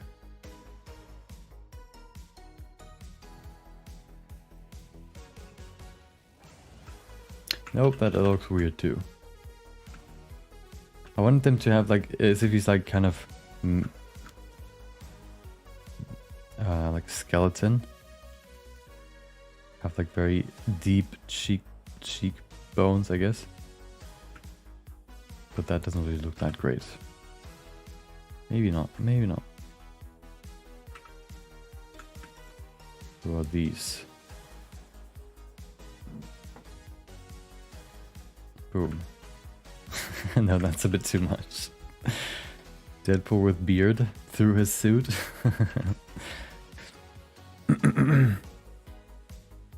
Oh yeah, battery low. There you go. Let me plug it in real quick. Okay. Means I need to calibrate real quick. Boom. Good. Okay. So. Oh, one thing I definitely want to do here. Let's add this one.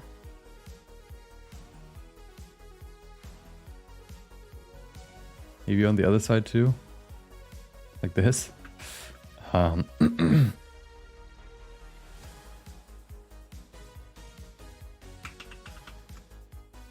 Maybe I just need to make the lines bring him a bit higher.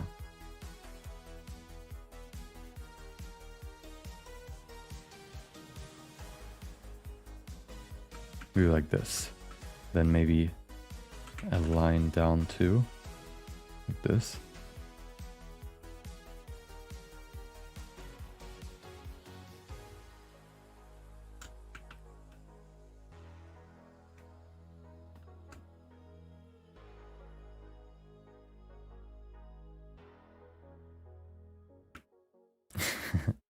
Okay. What about this? I'm just kind of experimenting a bit right now. Trying to see if I can make him look a bit more like a skeleton. There's probably like a whole science to how you draw these lines for anime and stuff. I just don't know it, so I'm just experimenting. I will make my own rules, okay? A mustache. He's not supposed to look like a silly dude, right? Like he's silly. He's shocked by what Wolverine just pulled off, right? So he's not supposed to look like an idiot.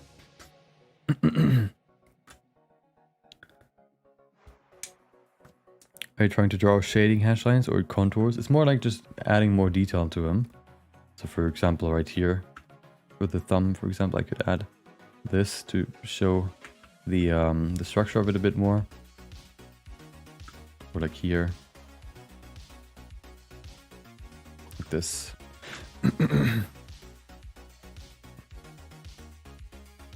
And then the neck, of course.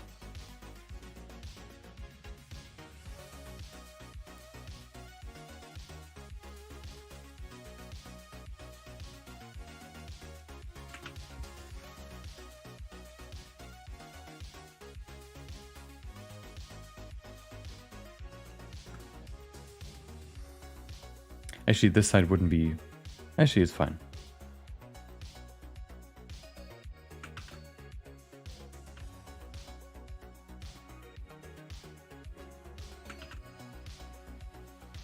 No, I will delete them. This one shouldn't be here. Maybe slightly.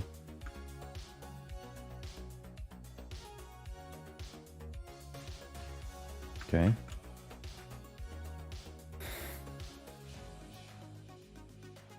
But if you cut off Deadpool's brain, will the body generate new brain? Will it have all his memories? Probably. It's a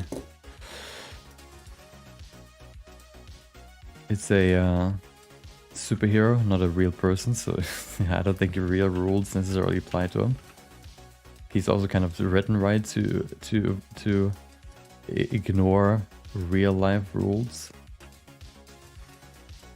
I think he always grows, like regenerates based either from his heart or from his brain. I don't remember which one. I think it's his brain. Although I think that also kind of varies depending on what you're watching, I guess, or what you're referencing.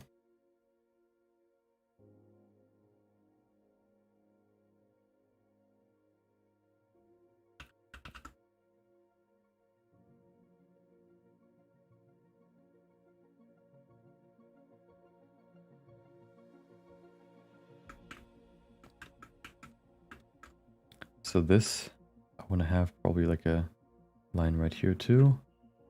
Maybe. Actually, do I want to add a bit too much more detail to the body? Maybe a little bit more, like an extra line here. Maybe nope. Actually, no. Maybe just like these extra small lines too. They can help a bit.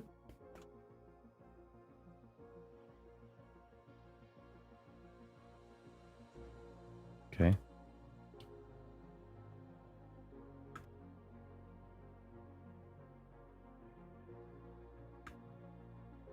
Here definitely, like the thumb.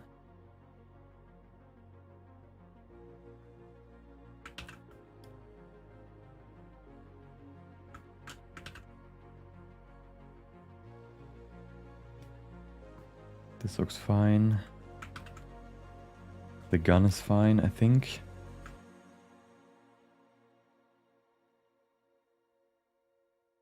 So just like these small little lines, you know, a few of them are, I guess, just to kind of indicate some smaller textures. Nothing too crazy. I think his face should be the biggest thing, which I think this already looks nice. So let's now get into the shading. Now we get into the more important stuff. First thing I want to do probably is the rim light. Refine the rim light. Because it looks a bit weird right now. Let's do that first.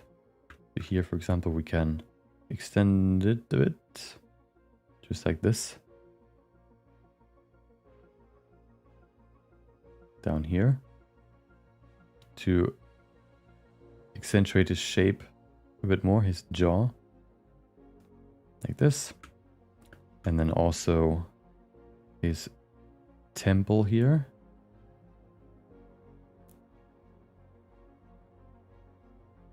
Okay. I think this up here looks fine.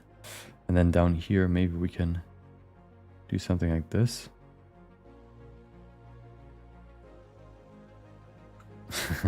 Yeah, hold on. I want to make it a bit more obvious.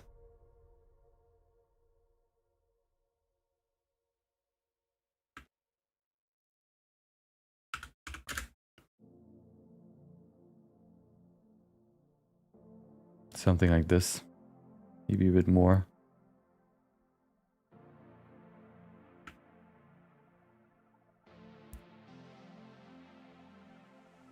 Okay. Now for the rest.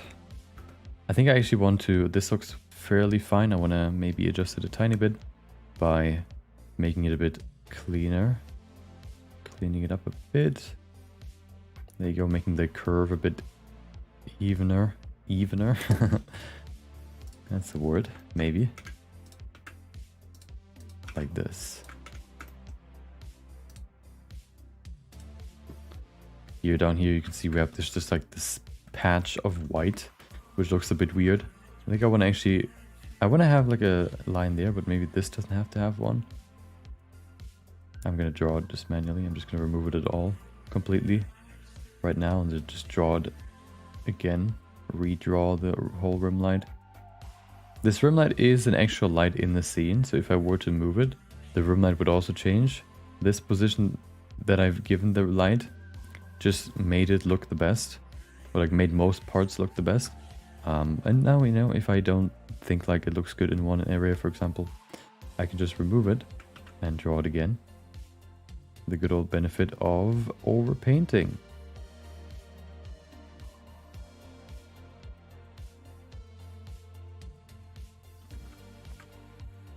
So for example, we can highlight the bicep shape a bit more by drawing a more defined rim light like this. And then also, of course, here in the back, you can see, let me actually redraw this too, because it looks weird. I don't even see where I need to go. Okay.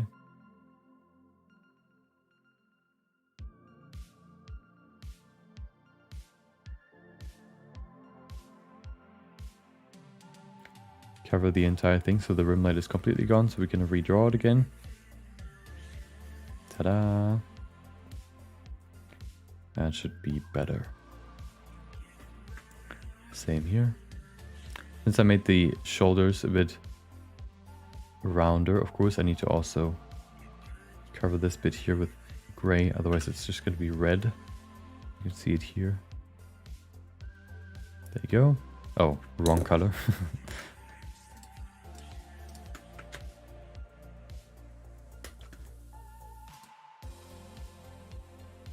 There you go.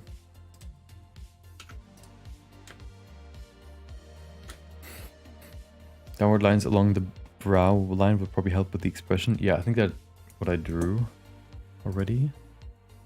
There you go. Like these lines here. These ones.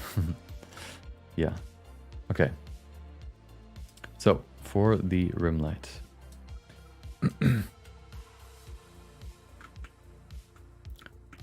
We have a fairly big one here for the forearm, so I want to do that here for the bicep too. Something like this. Should look pretty nice. Okay, and then we can do the same for the shoulder. Actually, I want to probably make this actually a bit bigger here for the neck. Why is this here? Nobody knows. Boom. Good. This is also going past the line a bit. How far zoomed in am I? I'm actually not that zoomed in, so this will probably roughly be what you're going to see in the end. Let me go back to this. Okay, so now the rim line for the shoulder. Ooh. Maybe something like this could work.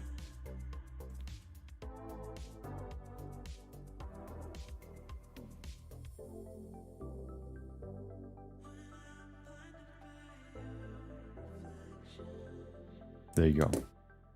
And then if it goes past the line, we can also just bring it back in. There you go. Good. Looking pretty good. Any more parts that need a line art? I don't think so. Maybe we could add one here too, just to highlight this one just slightly. Like this. I feel like this could work well. Maybe it could be a bit further to the left.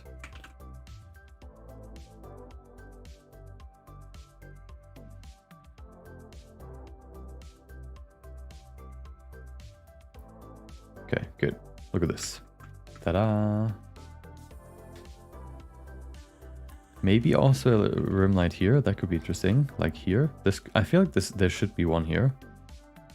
Just like a small one.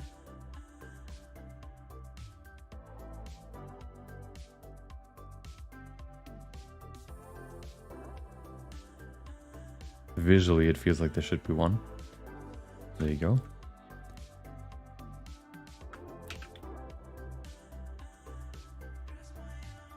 Okay. Yeah, I feel like that looks better. Good. So.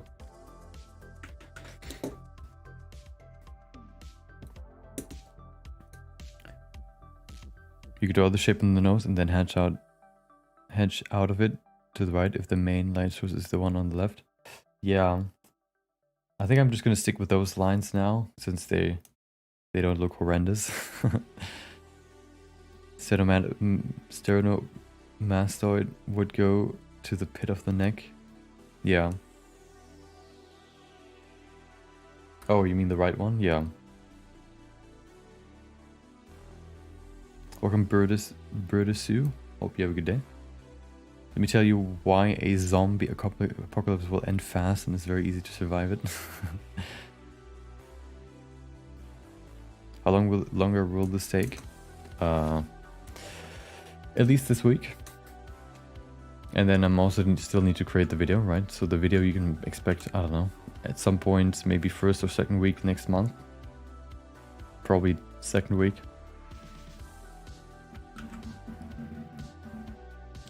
Where's the... Here. Let me do that real quick.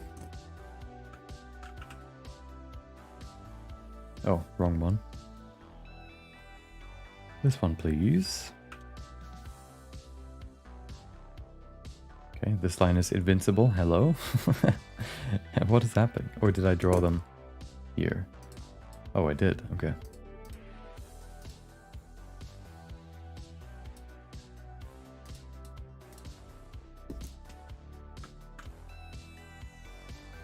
Okay, let's try that again.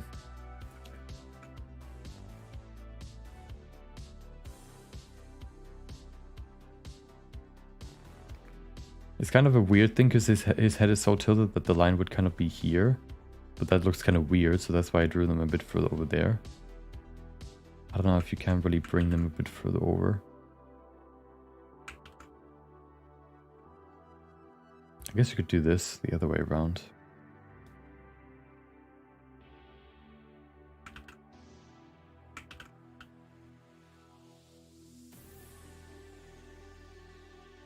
Maybe that's better.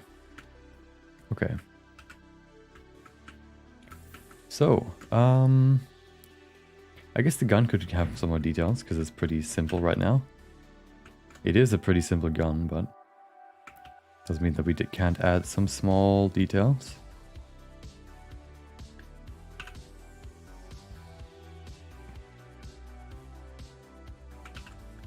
I guess we could even make it three-dimensional. Ooh.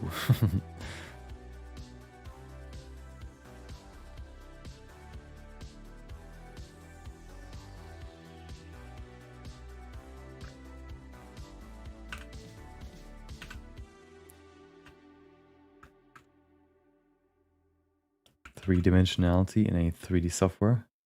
Never heard of it. That's the worst line I've ever drawn. Hold on. Let's try that again. Maybe we need a longer leash.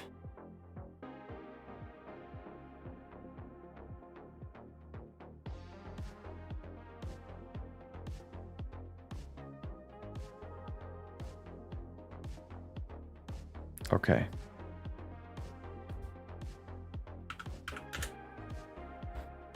Did you give Deadpool the nub on the back of his mask? Yes, I did. The little ghost tip. There you go. Let me show you. There it is. It's not as wobbly as maybe on other illustrations, but I definitely put it in there. It is important.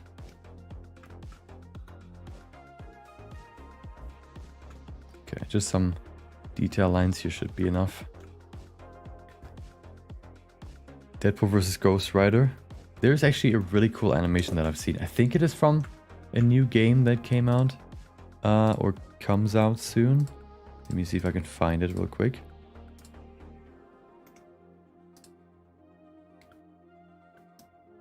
Here it is. This one.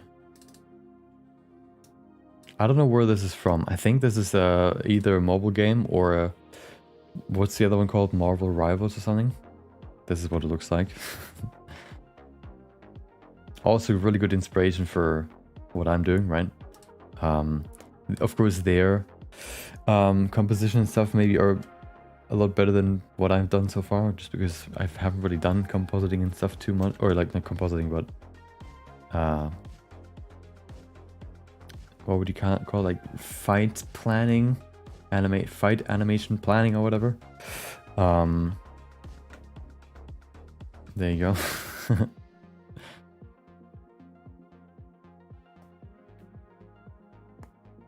This is what it looks like.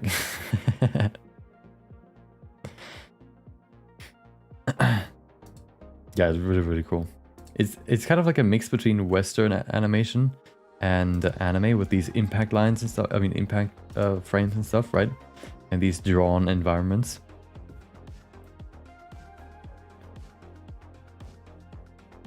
It's really cool.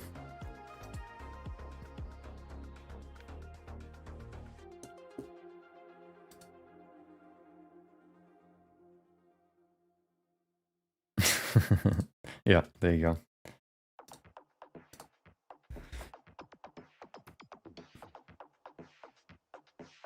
Have a good one, Bridesu. Storyboarding, it's not necessarily storyboarding, it's more coming up with like good framing, I guess, on good, it's not compositing, it's something I can't remember right now.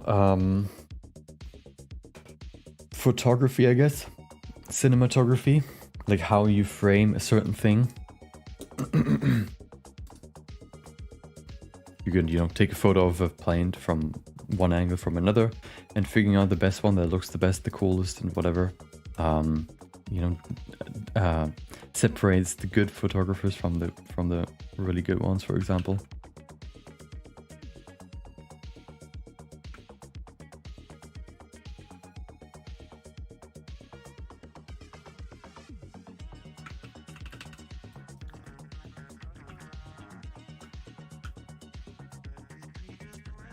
I think that also just comes with experience, of course, but you know, that's why, you know, in my opinion, their compositing, I guess, is better. Is also, you know, a whole studio that does it, not just one person, but still. Okay.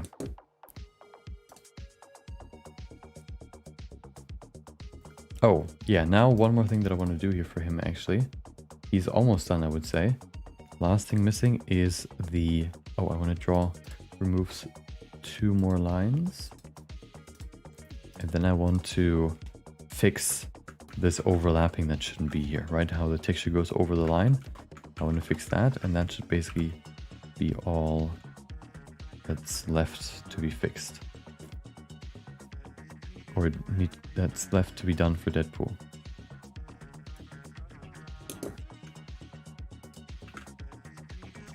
There you go. Okay.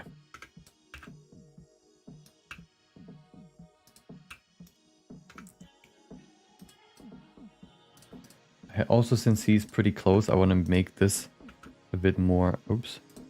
Why? Oh my god, which? Oh, it's this one. I want to be a bit more precise with my drawing. You can see like slightly the white still coming through. So I want to fix that. Make sure that there's none of that happening. You can be a bit more lenient when, of course, the characters are a bit further away. But in this case, I can't really be. So I need to be pretty precise.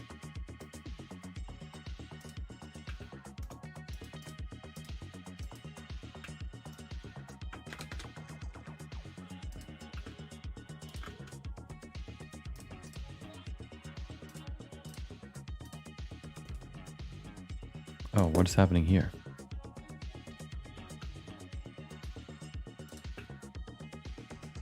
What is this?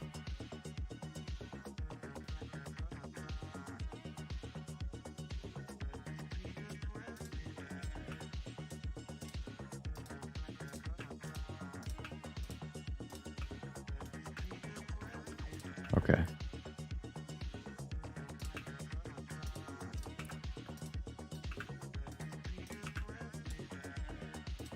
Make sure the fill color doesn't go over the line, and then we should be good.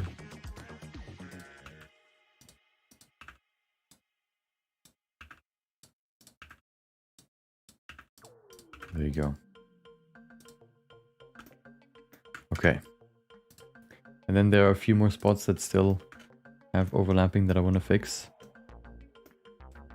And that should be it for Deadpool.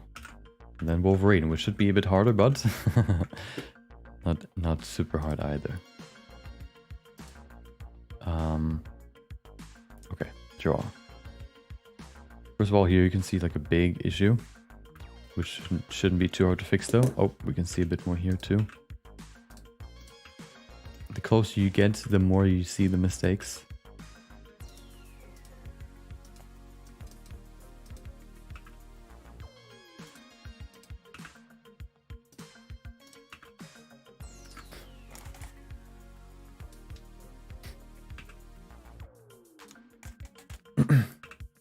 There you go. Here too. And once all of this is here, finally we can do the last few errors. This, for example. I guess I feel like rather than moving these individual fill points, I guess it's easier to just draw over them again. I have to make sure that I'm not getting too close, because these lines could also just cover all these mistakes if you're far enough away. So I don't want to waste, you know, time on something that isn't visible in the end.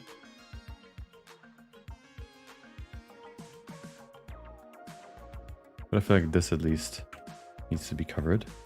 Same with this over here. These ones are pretty egregious. Breaches of line art.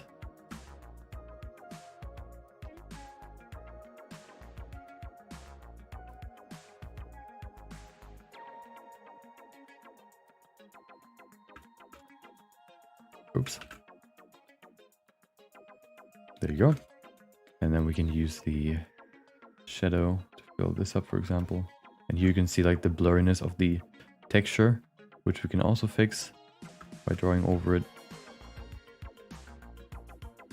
Since the grease pencil is 100% always as sharp as it can be. There you go. And over here, this little gap.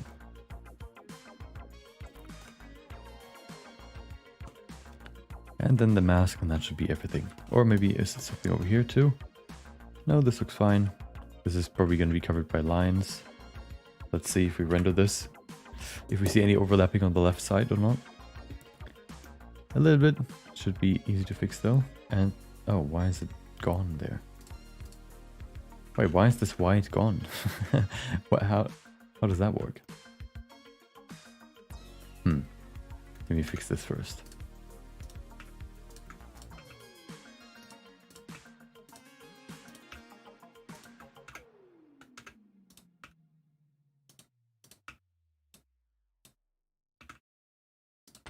Okay. What is happening here? Why is it gone?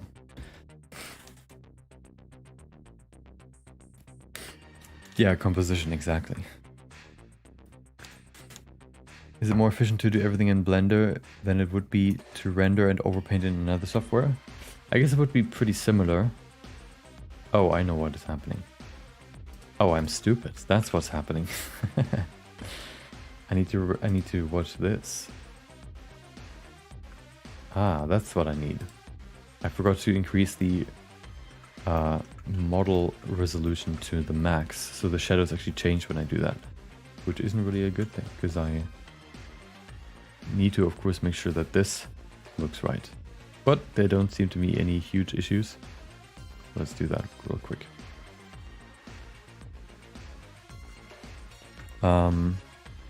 Yeah, so it doesn't really make a big difference whether you do that one or the other. I guess you have a bit more freedom when you're still in Blender, since you can also like work on 3D and 2D at the same time. So if there's anything you want to adjust in the 3D environment, you can still do that. If you have already rendered everything and then painted over it, it's a bit harder.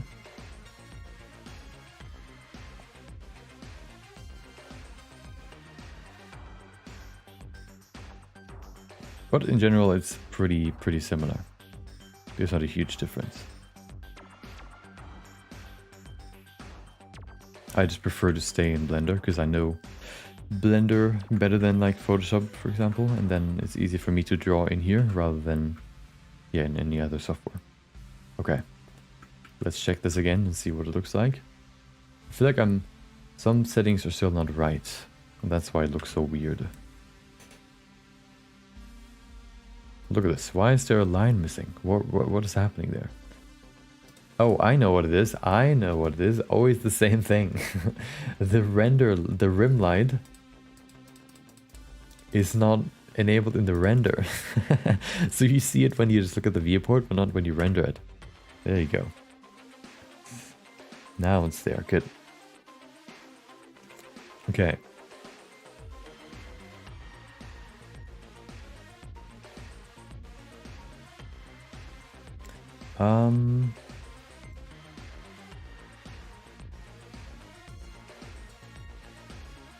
Anything missing? I feel like everything's here now.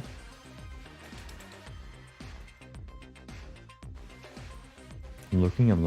Everything looks pretty good now. I don't see any issues. So now we can get to Deadpool. I mean Wolverine. Good. Okay. So this is done. Now we can move this, of course, to the beginning, and then we should be good here. I guess we could play it to see if any issues arise. Oh, wait, what? Where did I...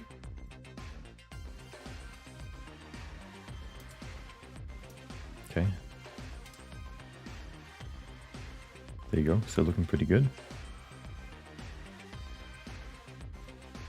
And since... So an issue that can arise when you use this method with like putting a layer... Oh, the face I need something to do. Putting a layer in front of the camera is, of course, if the camera moves, then the layer would also either have to move with the camera, or you would see like a parallax effect happening. But most of the time you don't actually need to move the camera. You can just shift the camera and zoom in with like specific controls. So the position and perspective of the camera actually doesn't change. You just zoom in. You just zoom in to the image. Which actually means that the parallax effect is kind of avoided, which is kind of one of the biggest issues that you could run against when you're trying to create a similar look like this. One thing that I actually notice right now is that there's like red here on this side. I don't know where this comes from, but let's fix it. Oh, I think it's the shadow of his hand. So let's fix that real quick.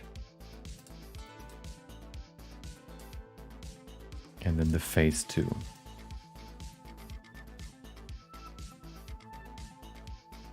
Oh god, drawing with a mouse. Okay.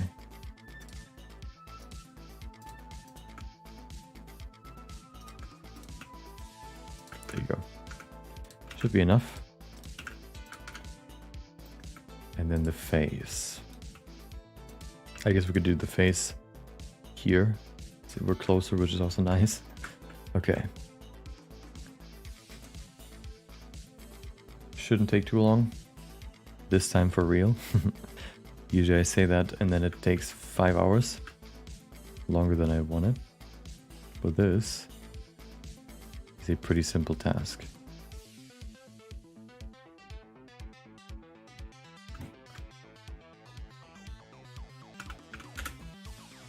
I think that's also one thing you have to always be aware of when you're looking for inspiration, for example, or when you get inspired by something.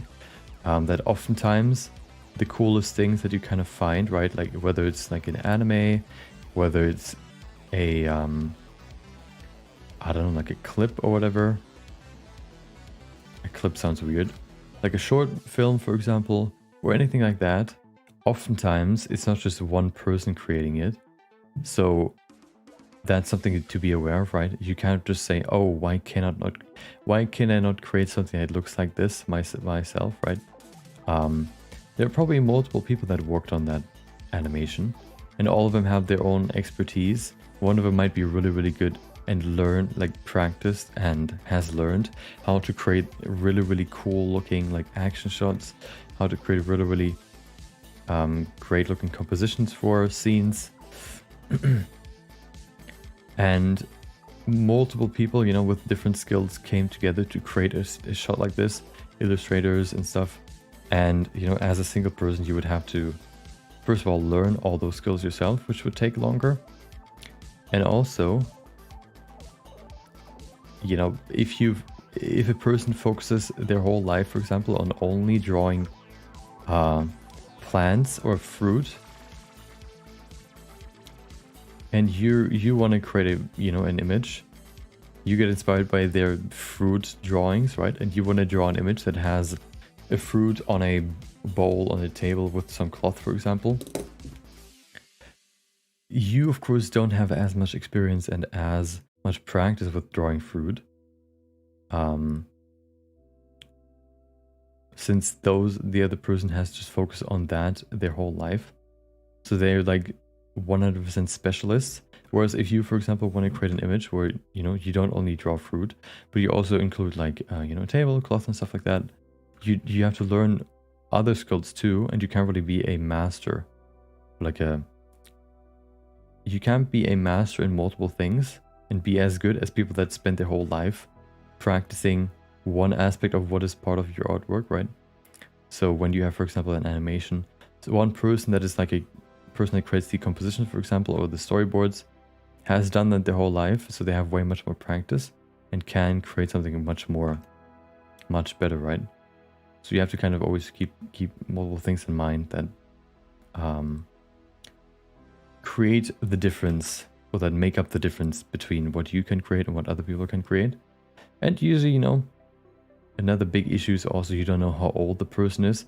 Maybe, the person that created the compositing, maybe the illustration or whatever you not envy, but maybe would love to also be able to do, is maybe already like 40 years old, and maybe you're like 20 or 30. So they have like 10 to 20 years of experience over you that, you have to catch up on. So comparison always, there are like so many factors that go into comparing two things, especially when it comes to like art and skill in art, that you can't really account for or like know of, that can change, the equation. That comparison is always, first of all, it doesn't really help you at all, comparing yourself to someone, since you can never know all the factors.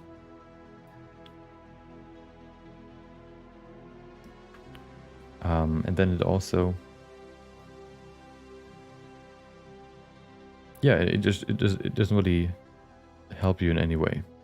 There's this famous saying, comparison is the thief of joy. And I think it's true. Okay, there you go. This one is done now. Good. So I think what I want to start with for Wolverine is actually what I did in my previous shot, which is this one. Nope. This one. Where he has these after images where he, disappears because he's so fast, which you can see right here. And boom, after image, after image, after image, and then the explosion happens. I think I want to do that here too, where he appears, right? You can see at some point he just appears out of nowhere. I want to create like before images, I guess. I think that could work here too. Yeah.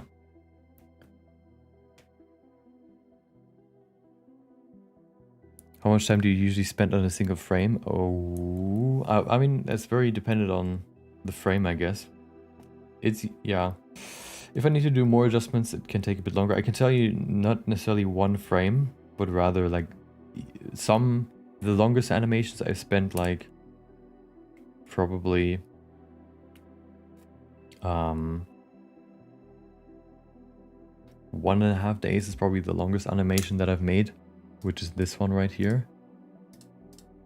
This one. Because I wanted to make it a bit more detailed. So this one was the longest one the one that took the longest to finish. There are some things that you could optimize to speed this up, but in general, yeah, this one's the longest. This one took the longest to finish.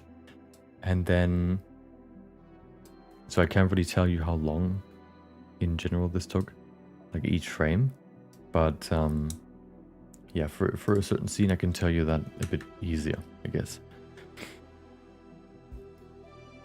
I'm 21, just entered university on fine arts. I want to go into 3D modeling animation. Please give advice how to start. Is it really worth it in the 3D world?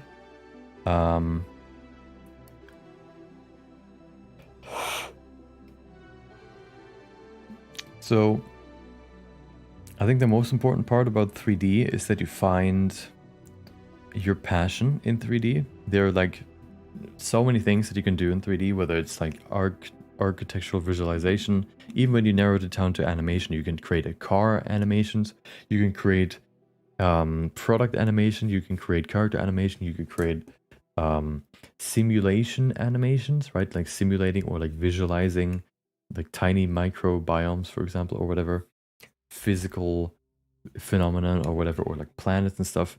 So like so many different ways you can animate, and finding which of those is the most interesting to you, I think is one of the most important aspects, since there's so much to do and it's easy to get overwhelmed. It's also another big reason for that is because, you know, 3D, first of all, staying up to date with 3D stuff, and also just generally learning 3D requires a lot of practice. And if you enjoy the practice, of course, it's very easy. If you don't enjoy it, then it can be very hard. So knowing exactly what you like ensures, or like, you know, makes it easier for you to learn, because you want to learn more. If you do something that you kind of like, but you know, maybe it pays better, but you kind of like it, but you don't, you would like something more. It would be harder for, you know, for that, for example, for you to spend a lot of time, maybe even in your off time, to practice that thing, than if you're really passionate about it. So, you know, learning about all the things you can do in the space that you want to get into, and then figuring out which one you like the most, I think is one of the most important aspects of 3D.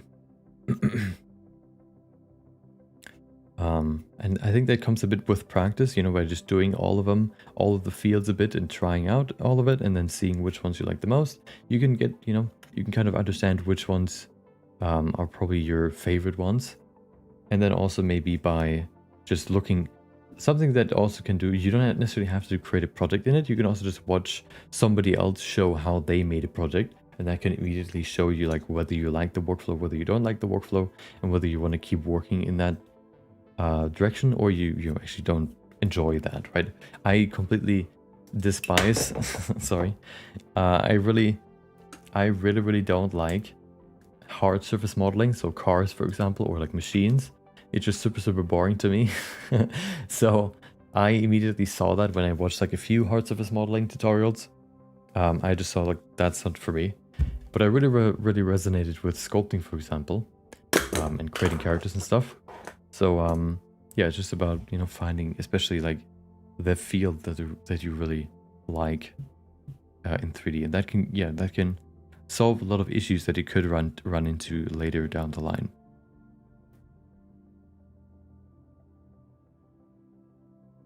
I'm doing cleanup on an animation right now, and it makes sense why those teams are usually the largest in studios. Yeah. Yeah, it's oftentimes you like you can't even fathom how many people worked on a certain project, because there are like so many small things that you can't even think of. Oftentimes, you know, during your own project, you think like, oh, I just only need to do this one thing, and then you remember, oh wait, but I also need to do this, and I need to do this, and I need to do this, and I need to do this, and then all of a sudden you have like all of these tasks you still need to do on this one project. And probably for most of these things, you would assign one person in like big studios just to, you know, do it quick enough. And if you look at like usually when you watch, what's it called, when you watch the credits after you finish a game, for example, or you watch a movie, you see like the credits and you think like, oh, and you watch it for a while and you see like, oh, it's probably gonna end soon, and then like 3 minutes later the names still fly by, like, you know, pretty quickly, and you know, it goes like on for like 3 or 4 times longer than you expected, just to kind of show like how many people are actually working on a project oftentimes, even if it's just like for a small thing, right? If that small thing, if somebody else would have done that small thing, it would have taken away from the other work that they would have had to do. And all of those things, even these small things, you would have to do yourself, right? So yeah, oftentimes you can't even fathom, I guess, how many people work on a project, even if it's just a small thing.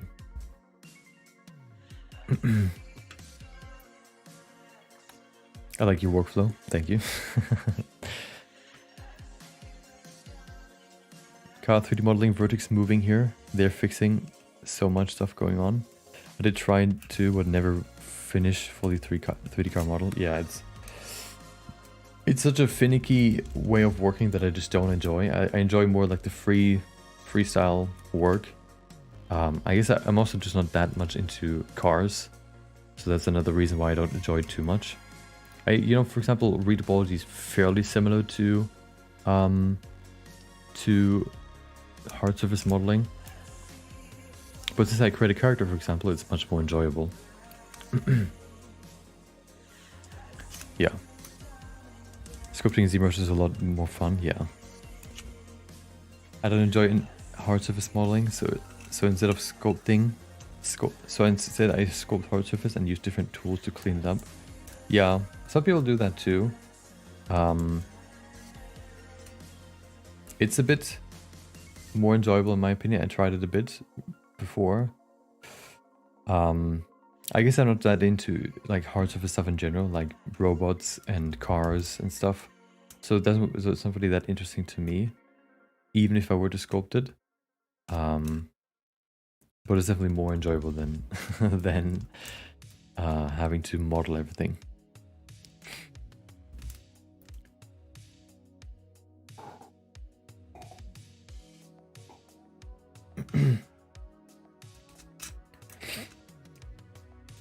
Can AI take over the 3D industry?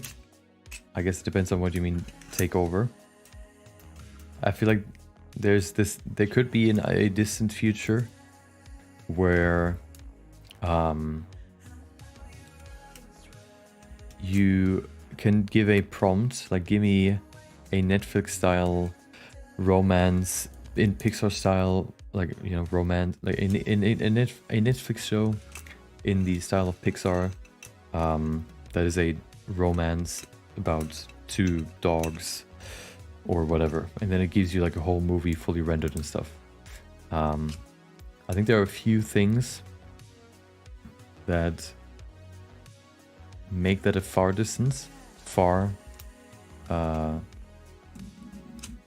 future, but I think what most people talk about when they say like take over a certain thing is just like simplify and make very simple tasks, just automate those, like for example UV wrapping, as Magic already said. Stuff like that, for example, can easily be like stuff that is always kind of the same or that only has a few parameters that change, can be, you know, simpler or automated much easier than stuff like creative tasks, especially if you're trying to make an AI. Like if you have a very broad prompt, like, hey, give me a Pixar style character, you know, it can give you something, you know, very easily. But if you say, hey, if you have something in mind that you want to visualize, like, oh, you have a dog that is wearing a hat and then it has a cane, it's an old dog, right? It has like fluffy hair and stuff, and you type all that into you know, any AI image generation, it, like, for that to look exactly how you want it to look can take a long time. It can give you a lot of variations, but giving you exactly what you're looking for can take a lot of refining, a lot of stuff like that. And then at that point, you could also just draw it and probably be faster. So putting it, like, for it to create what you're thinking of, I think it's harder. And like, you know, replacing like creative, like the creativeness of a person, for example, it's much harder than replacing repetitive work, for example, or some work that is very similar. Like, for example, the line art here in this animation. I could also draw all these lines manually, but you know, we have a tool right now that that turns the that creates lines for me automatically that I then only have to adjust and you know, optimize basically. And of course, another thing is that you know, if you're a 3D artist, and then AI enters the chat, the AI, you know, can do something that you can do, but of course you also have like expertise that the AI doesn't have. So you can use the AI to simplify some tasks that you would have done that you would have had to do otherwise. So there's always like this distance you can create. So if you're not working against the AI, but working with the AI, right? You can work with the tool or against the tool. And because you have expertise in a certain field and you're a real person that can communicate with other people, you have like this extra skill that the AI doesn't really have. That gives you like a what would you call it? An advantage. And then also a third thing that I think I haven't really heard too much really is that usually in the beginning of any technology you have like this rapid growth, and then slowly but surely it gets less and less and less and less and less advanced. In total, I think technology improves more and more exponentially. But when you look at a certain thing like the smartphone, for example, it changed like so crazy in the beginning. Like, oh, we have the first iPhone, then the second iPhone, and then we have App Store, and then all of a sudden we have like all these apps, and then we can social media and stuff. Everything like the development in the beginning is relatively rapid. It's similar to, I guess, how you learn, and then at some point it goes slow and slow and slow and slower until maybe another milestone has been reached. So what happens is that, what that means is that the time before your job, whichever job it is, likely gets replaced everywhere, right? Maybe your job is like a very future looking job and sees, oh, AI can do what you're doing right now. Your job might be, you could say, oh, I've been laid off, so my job is now being replaced, but it's only really replaced in one whatever agency or whatever, right? Or in one studio. But if you move it to a different studio that is maybe even working on a project right now for the next few years that already has a pipeline which doesn't include AI, since they don't want to change the pipeline mid workflow, you can still apply to them and then work there. So you can only really say that something like a job is replaced if it is very, very rare to still being used, right? And until that happens, probably is a few more years at least. So you have enough time to either expand your knowledge, to learn new skills, to then avoid being replaced. It's because you have more value than just this one task that is now being automated, or you have enough time to react to what is happening, because it might seem like everything is happening at the same time and all in the next second, but there's enough time for you to respond. Like, would you say that all jobs in 3D are being replaced in the next 3 months? Probably not. In 3 months, you can probably learn a new skill that will allow you to stay in a studio, for example,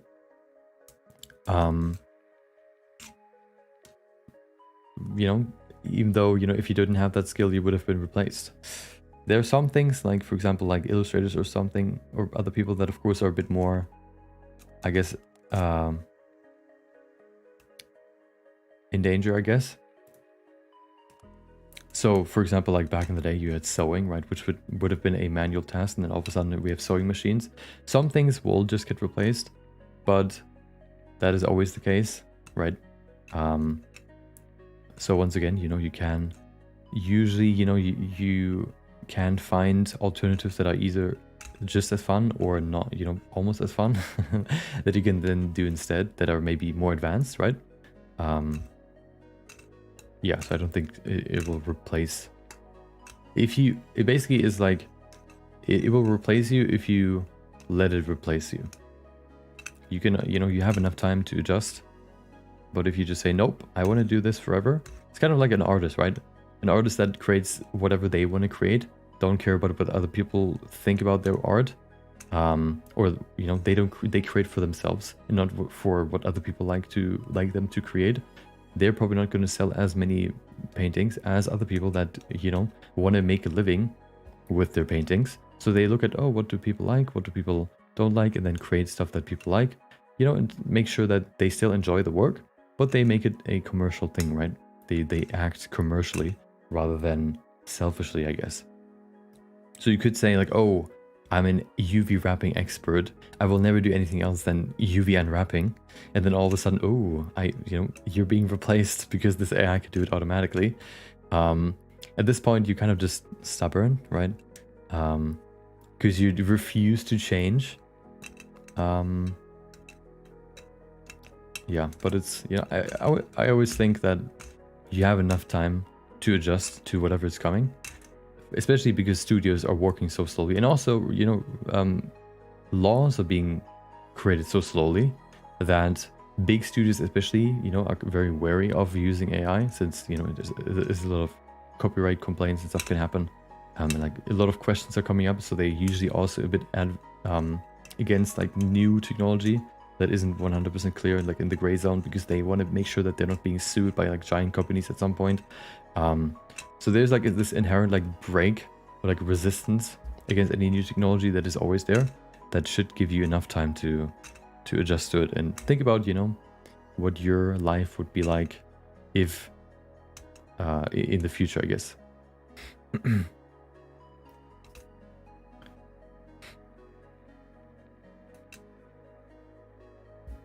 Today I saw an AI creating simulation of someone play Doom game by its own. Okay. What happened when I was gone? We refined Deadpool. And now Deadpool is basically done.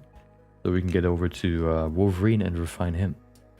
The first thing is probably going to be the line art and then the shading and stuff. The shading probably needs quite a bit of work. But maybe I can actually animate some of that too. We'll see. Yeah, we'll see. Oh, and then also the before images that I want to draw for Wolverine.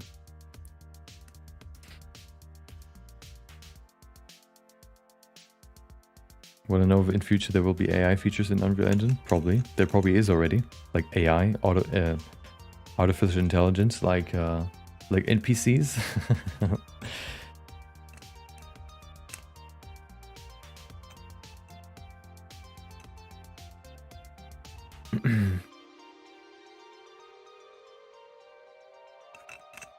Also, whenever there's something that gets automated, something being that if something gets automated, the work, like sewing, for example, there's still people that sew manually, right?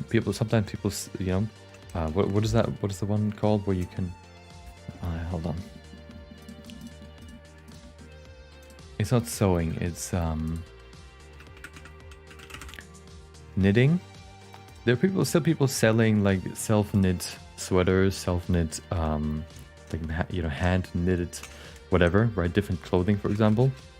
Those things get rarer, so less people can do it. But, you know, the best people can make even more money because, you know, it's more rare. So it's more like a, it's like a unique thing, and then at that point, so less people can afford it, and it can be like it's not like a rarity. It's like it gains like its own value because it is so rare.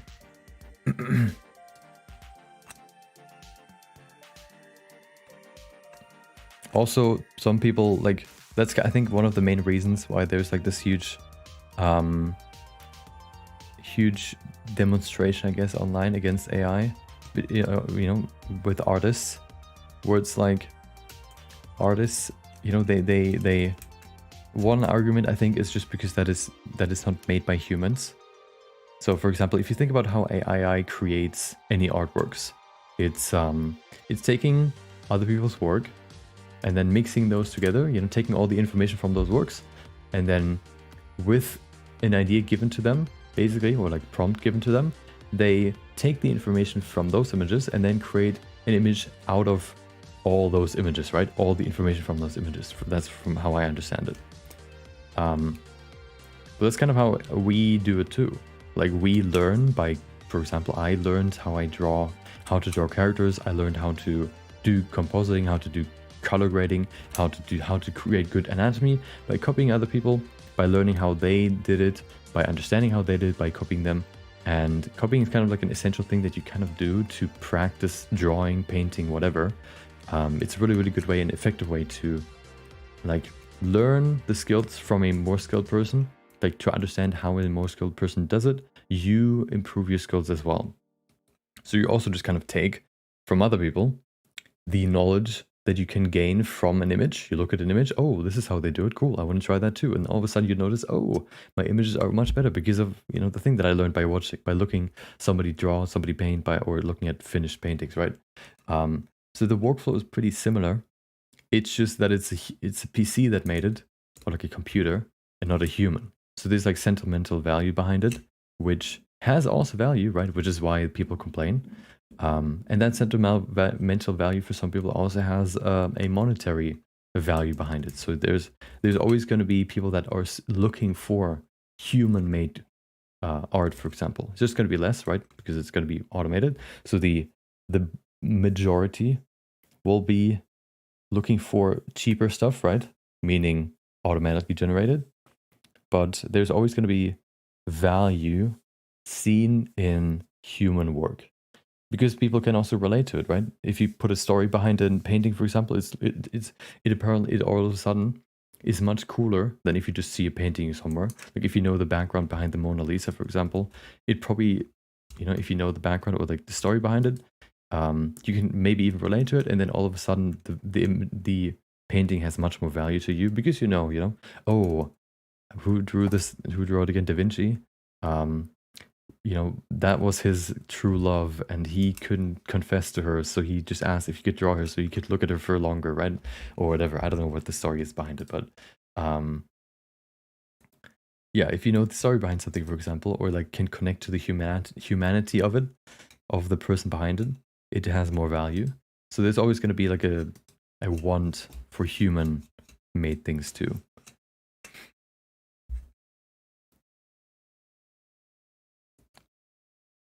If you think AI will replace you, just ask how many R's are there in strawberry. It's difficult for AI to generate new ideas. Basically, it knows what it has been trained on. Yeah.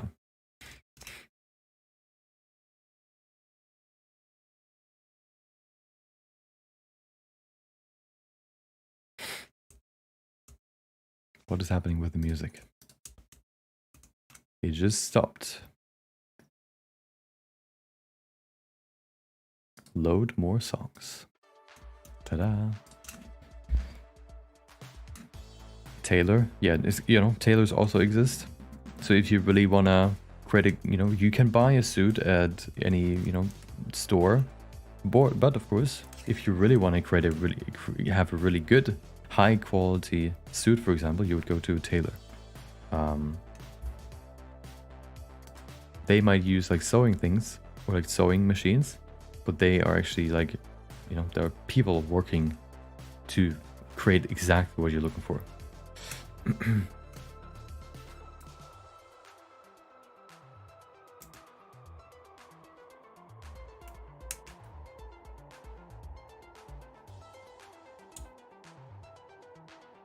Okay, so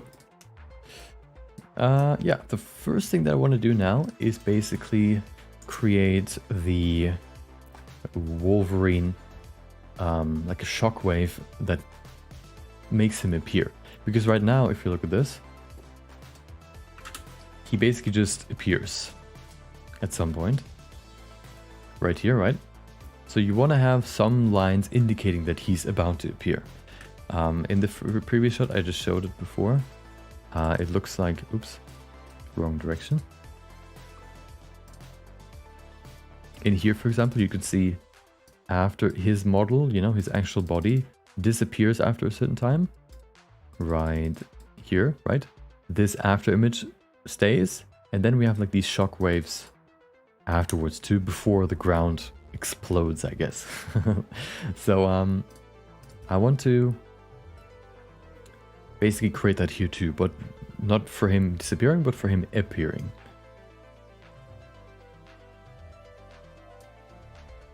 Yeah, and that shouldn't be too hard, I think. Yeah.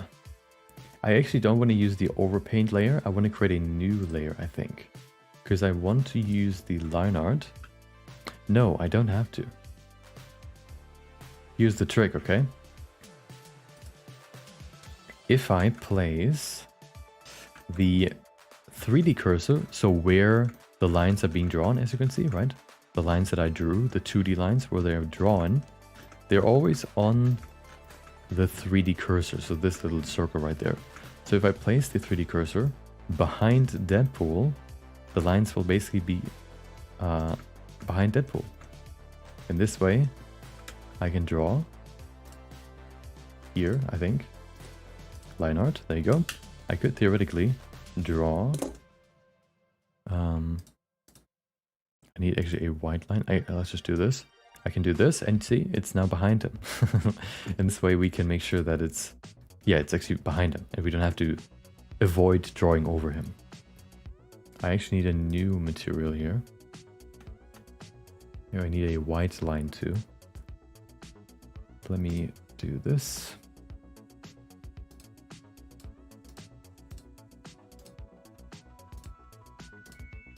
Call it, what did I call the main one? Line art. Line art white.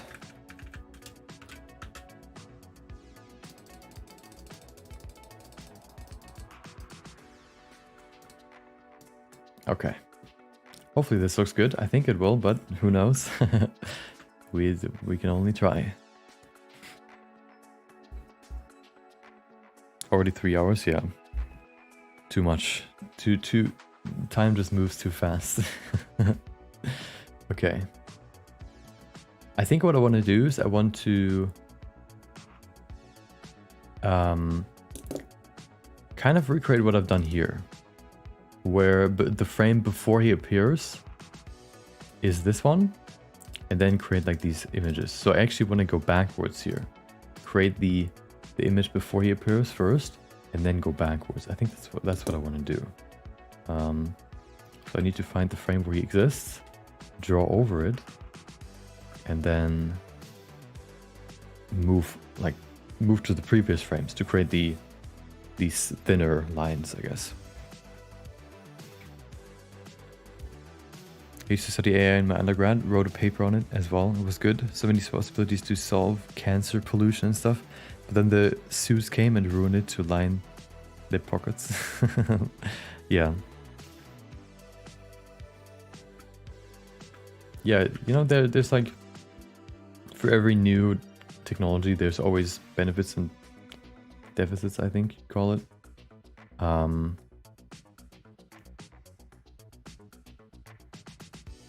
So, you know, all you can really do is, you know, everything comes like with the benefits and deficits. You just have to decide whether or which one is, you know, stronger, I guess. Which one has more value. So, you know, if you cut off your hand, you never have to worry again about your fingers, you know, breaking your fingers. But the price you have to pay, right, by losing your hand, it's probably not one you want to take.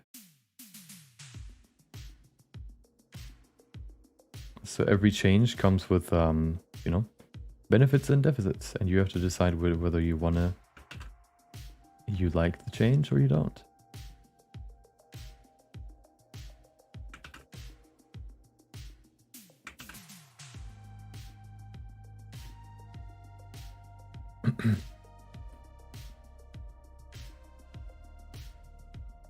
Good thing is that these frames don't exist for long, so they don't have to be 100% perfect. I also, nope, never mind. I actually don't need to.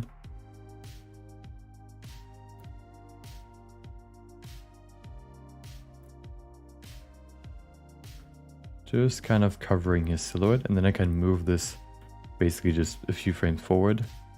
so that it kind of replaces, like acts as like a silhouette.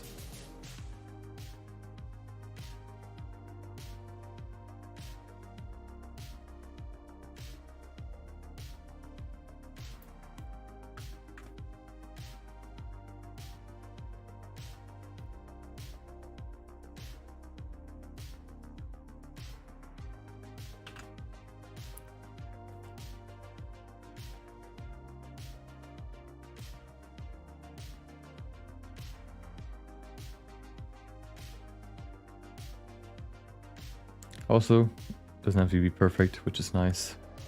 So we can be pretty free here. The lines don't have to be 100% straight. And also they probably shouldn't be 100% straight, since it's supposed to look hand drawn. So having a little wobble in them is actually pretty good.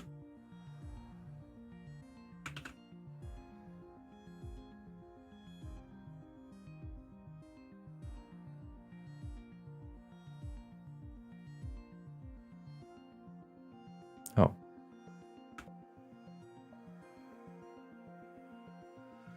I'm drawing over the katana. I guess I can adjust that later.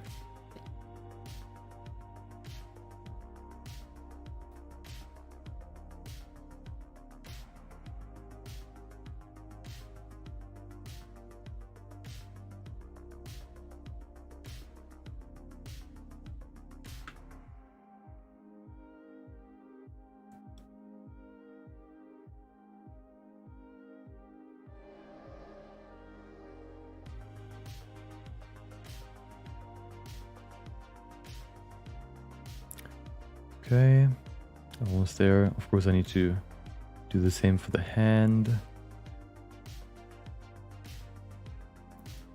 I think white lines will look better. Of course black are not visible at all, so we can't use black. Maybe a gray would be better, but I feel like white would be pretty nice here. Just as the inverse of black on a black background. It might look weird, but I guess we'll see.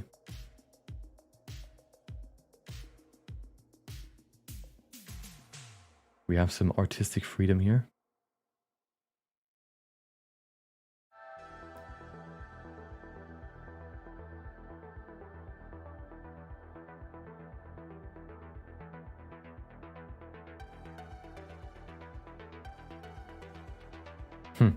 Can't see the lines anymore because they're behind the claw. Okay.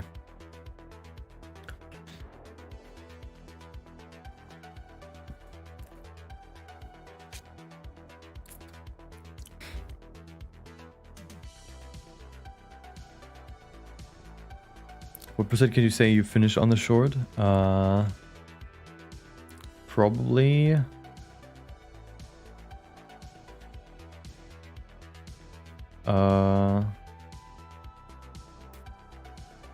maybe like 60%?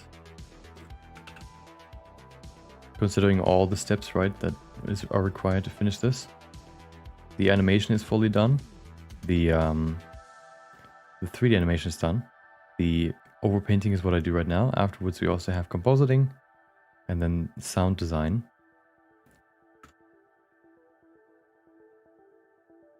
This step probably takes the longest, so it's just kind of hard to calculate, since not all steps have the same length.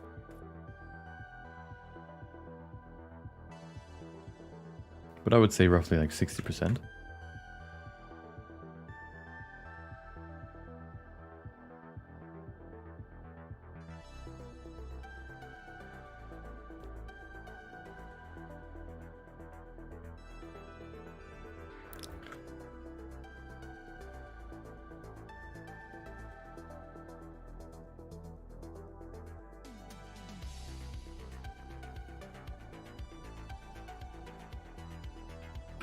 Okay.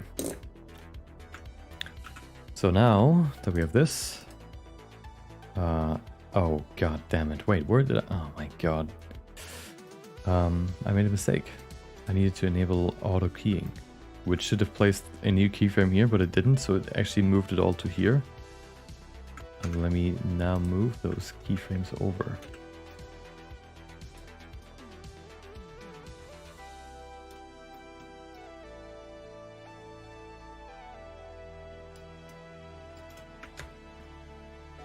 Okay. I want to copy these, move them somewhere over here, wherever it is. Here I want to have them. I guess I could just copy this. There you go. And then remove the lines here. Remove the points. They should still be here. Good. And remove this too.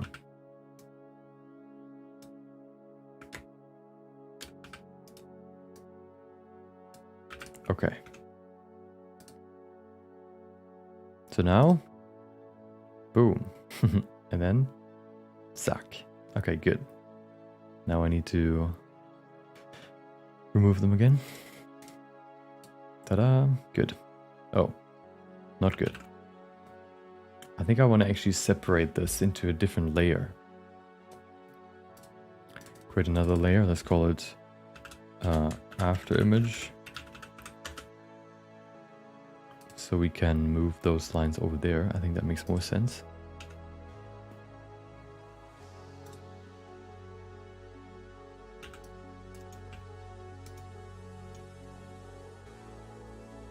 Okay.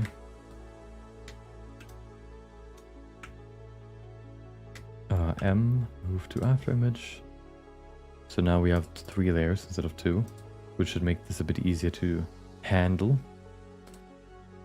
So this is the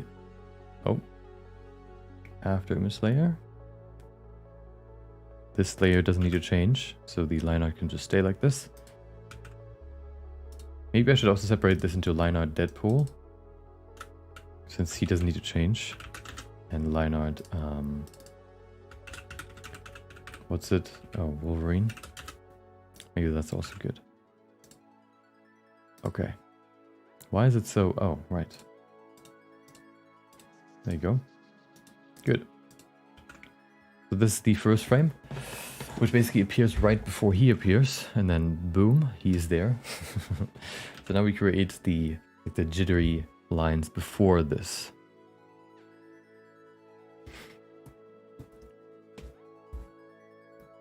What FPS is this animated on? I assume 3s to match with anime standards. It's kind of a mix between 2 and 3. It's kind of, anime likes to switch between animating on 2s and 3s and 4s to change pacing. Or like to fine-tune pacing, I guess.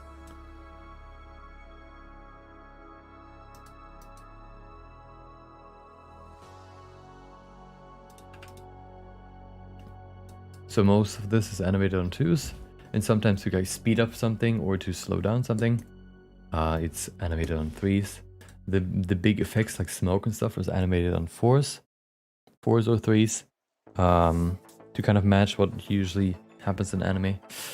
Yeah.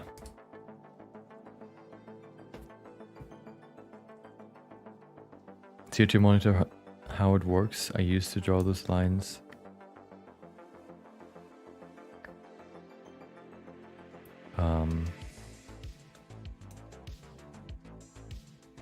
Okay.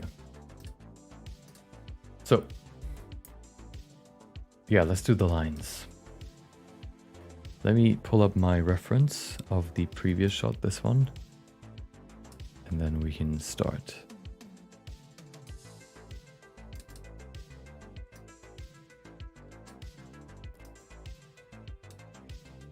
So this is kind of what it looks like.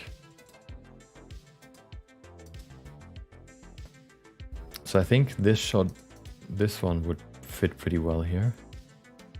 Actually, yeah.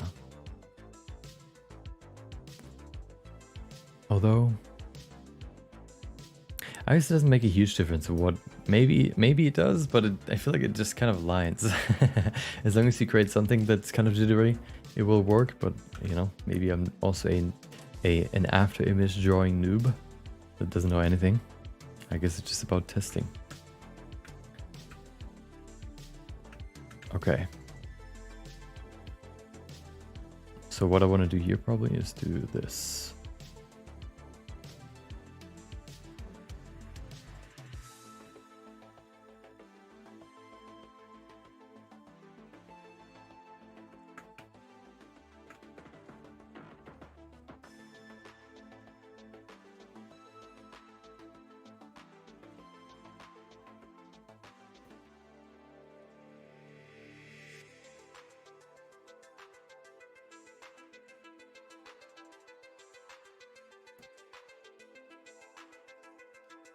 So this is like the small wave. And then I want to have a bigger one on the left side. I think that would look pretty cool. I actually haven't seen that shot animated yet, but it looked cool in the frame by frame view. So I feel like it's gonna look good.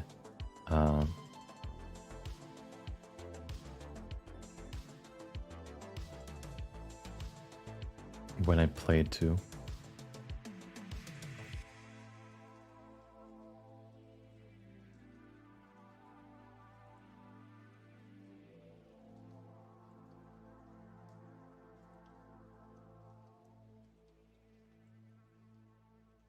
I remember this. This brings me back to, gives me flashbacks to my Berserk animation. Where I had to draw like a whole, how many frames? Like 15 frames or more. Of like all different styles of these kind of line drawings. Those took so long. Like 1 frame a day or so. Some of them. That was horrendous. But we're past that now. Okay, so this, and then here we want to have something a bit wider.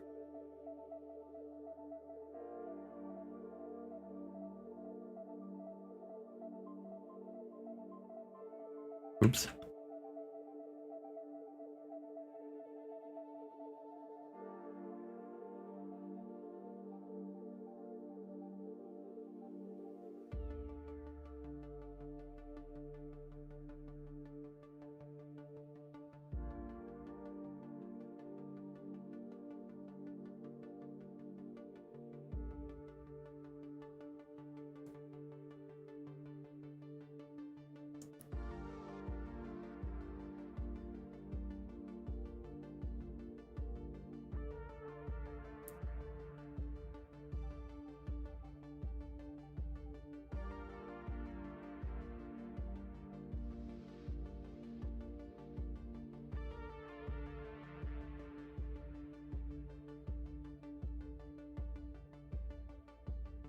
Okay, and then maybe we can make this like full on wide here.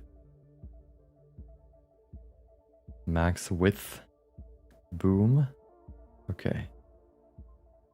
Like this is fine. I don't think there's like a real rule or like a look that you're going for. It's just supposed to look kind of like wobbly like this. So this is 1 frame. Then the previous one probably be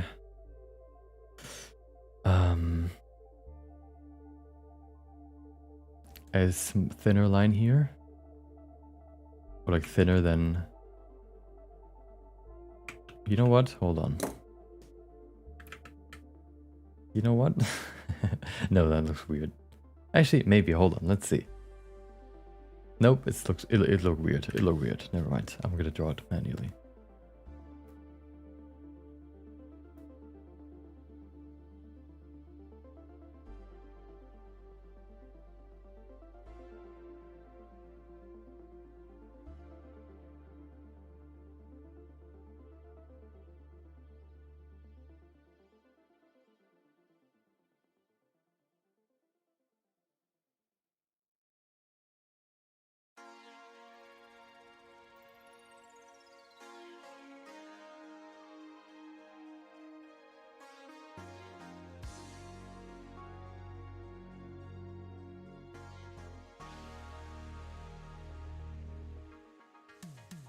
Oops.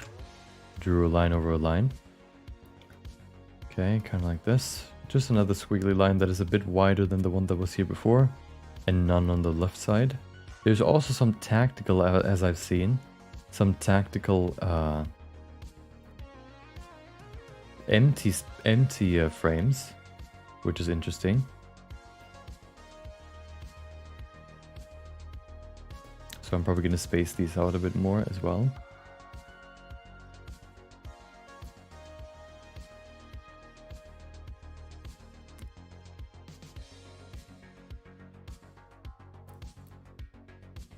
Okay, there you go. Okay, and then here you could maybe do just like a small thing, maybe like this.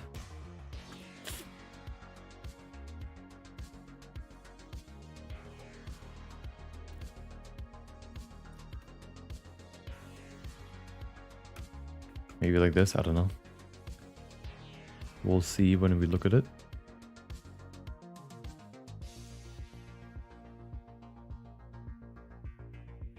Okay. And then, oh. One more frame, which is on the left side. Which should also be pretty thin. No, it should be fast. So this one should be really wide.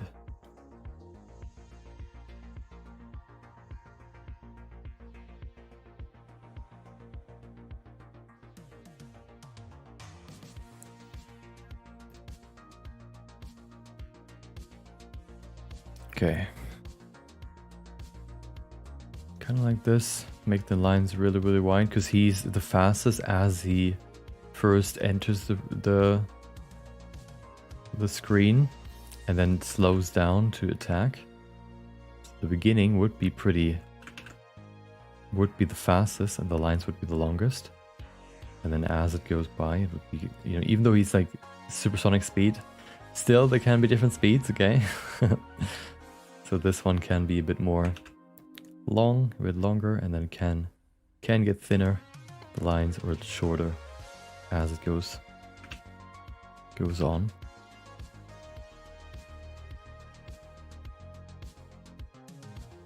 There you go. So now let's space them out a bit. So first of all, we have this. So this is fine. Then I want to actually have an empty space here.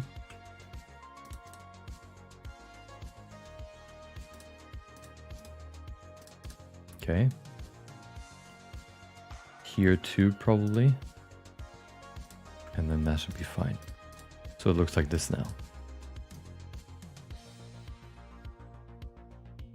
I think that's fine.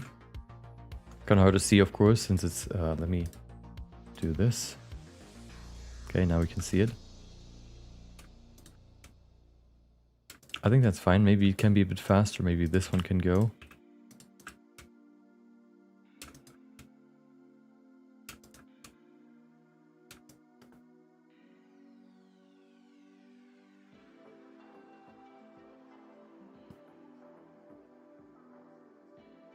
I wonder if I want to have an in between here.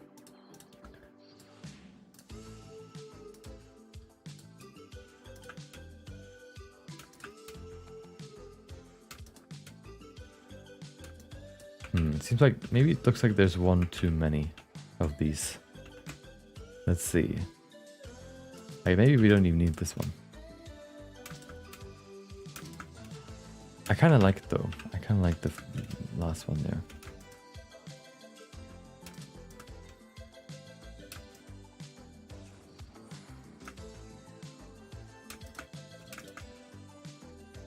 I think it's fine.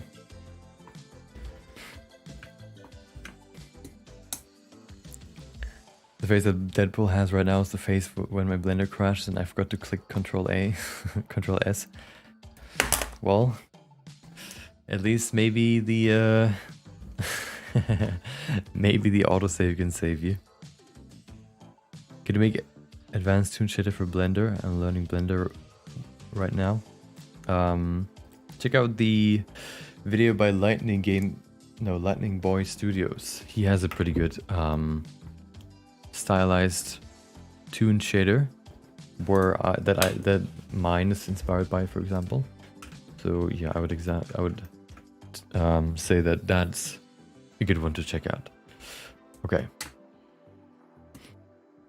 Yeah, I think that's pretty good. I want to move it a bit further back. Since it is, oh, one thing actually, no, okay.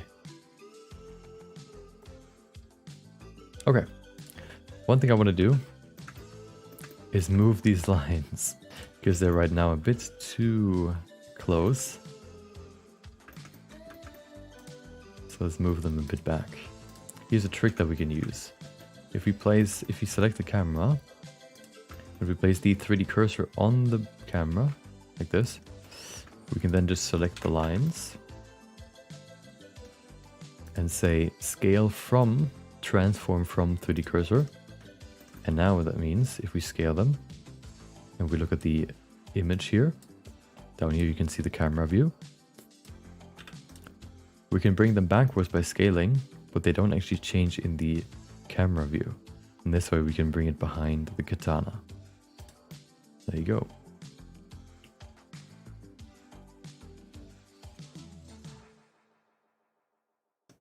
And if we do that for all of them, I guess this one doesn't need to change, but I guess I can push it back. We fixed the weird overlapping issue.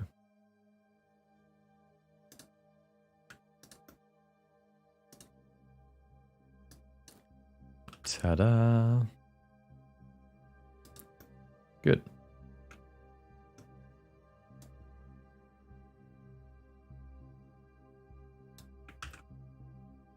Okay. So, now the only thing that's missing, the bigger thing I guess, is Wolverine. If we look at this now, I'm curious what it looks like. The lighting on Wolverine, if there are like big changes we need to do or not.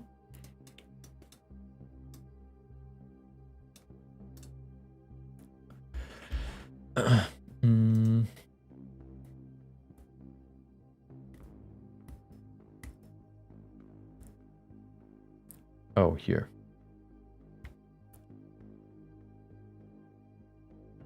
Okay, so this is what it looks like. I need to make sure that Wolverine's controller, monkey, is set to 3 multi-res level. Good. Let's see what this lighting looks like on Wolverine with max resolution.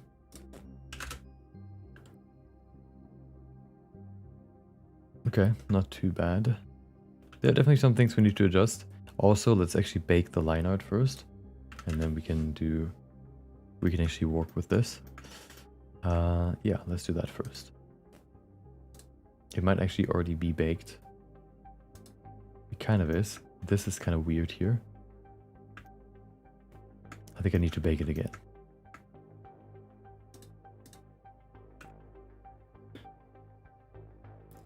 How long does it take for you to actually learn Blender? I guess it depends how much time you put into it.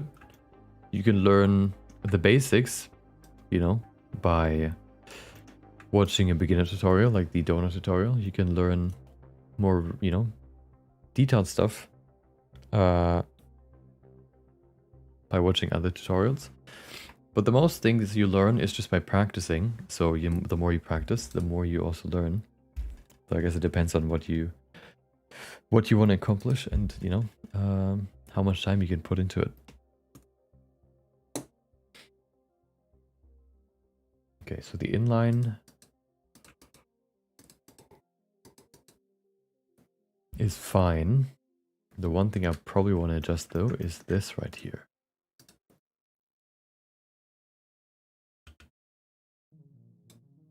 The corrective smooth.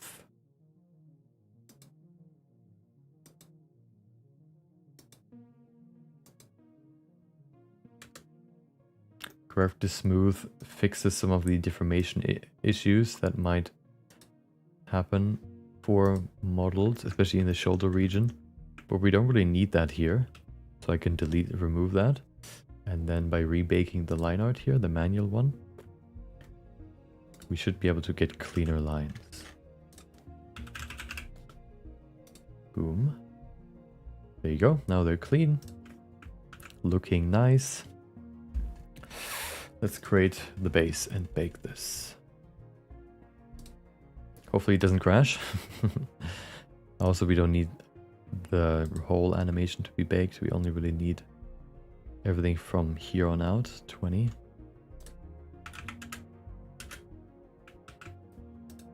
Also, a question that I have, is he currently animated on 2s? Because if not, that would make a big difference. And it's kind of important. He is not animated at all. Right. There you go. He is not animated on 2s. Maybe I should do that first.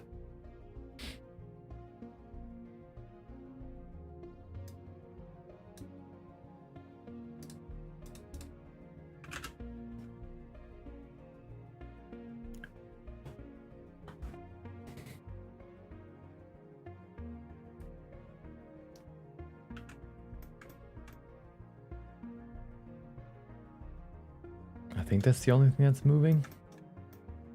Is there more that's moving? Maybe.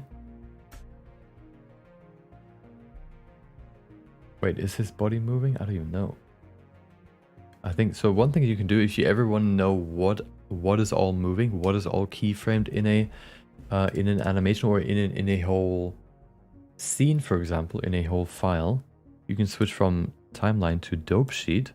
And then if you deselect this thing here, which basically shows only the ones that you have selected, only the bones that you have selected, or only the objects that you have selected, it only shows the keyframes from that object. If you deselect this, it shows all the keyframes that are in the entire scene.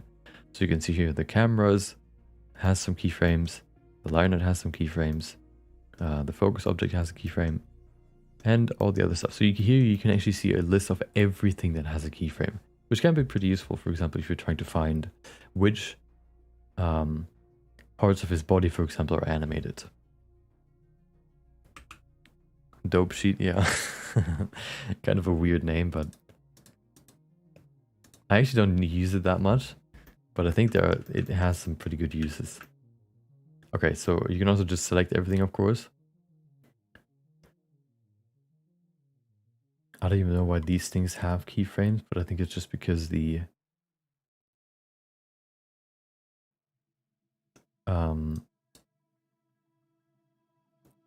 because I had auto keying on. So basically I just go in here and animate this on each second frame. Do I want to do each second frame? I think that is kind of for like a slow motion shot, kind of what you want to do. So you probably want to do each second frame.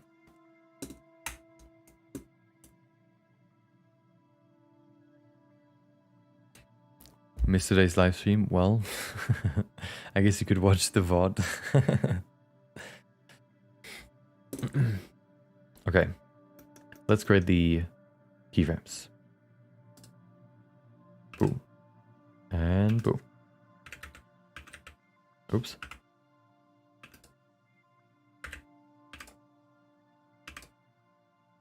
So this is currently linearly animated, meaning that each frame, or interpolated, meaning that each frame has changes, you know. But of course for animation, for anime especially, you only really animate every second frame. So what I'm doing right now is just place a keyframe on each second frame. Like this. And then I can do this. Control T, change the interpolation to constant. This means that now only every second frame changes. Of course I need to do that for all the bones that are animated. But then once I have done that, it'll look a little bit more animated. Or, I guess, traditional. Shoulder. Which is the shoulder? Shoulder L. This one. Yes.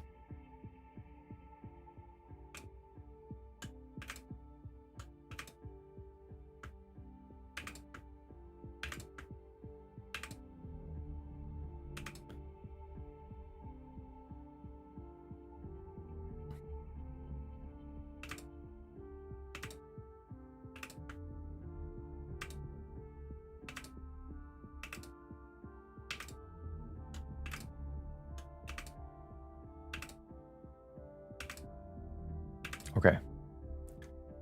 Next one. A few more. I think there are only a few that are animated according to this. 2 more. The root. Why is the root animated? No, it isn't even animated. Only the head is left. Click on this live because I wrongly read your YouTube channel names.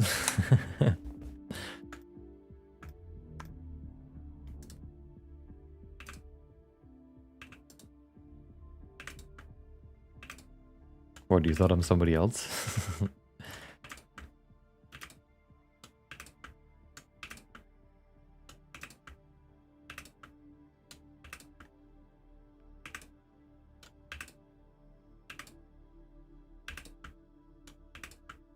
Okay. T, constant. And then this one should also be constant. Good. Now it should look a bit more. Yeah. So now you can see, if you look at this a bit closer, no change, change, no change, change, no change, change, no change, change. Every second frame is animated.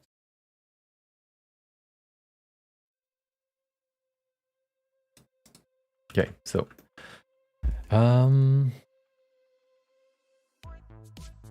think that's it. Also something I probably want to do, if I can. I don't think I can. Can I? I don't think so. Hold on. Right now, of course, the light is coming from up top, so the light is also hitting the blades from up top. I would like to have this lighting at the bottom too, but I don't think I can do that. I would have to... Maybe I could do it with blur normals. Now it's a bit more obvious, a bit more visible. If I go a bit higher here. No, it looks weird that way. Okay, well. I guess maybe I can draw onto it. We'll see. A problem for a later day. For a later point in time. Okay.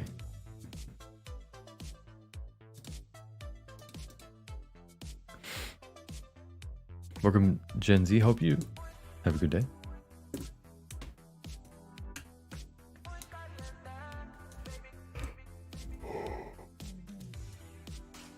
How do I add text to Blender? There's a text object you can add, and then you can write in 3D.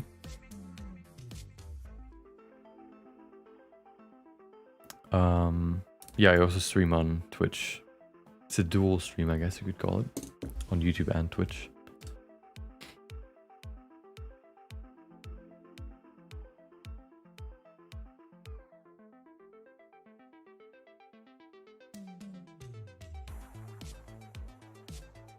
You don't want to know what words I wrongly read?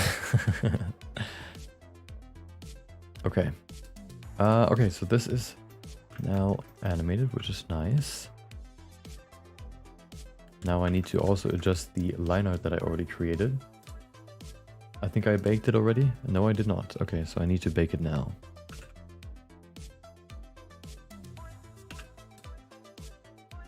Let's pray that it doesn't break.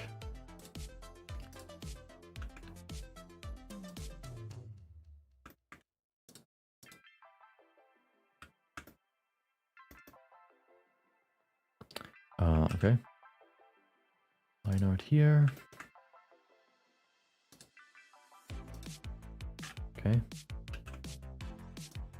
Let's bake it. Okay, it refused. Let's try again. Oh, perfect. I was learning I was having issues with text tool. I was like, holy moly, how do you edit? How do they edit text to their own? And I was pressing edit to go text editing. You mean how do you edit the text in Blender?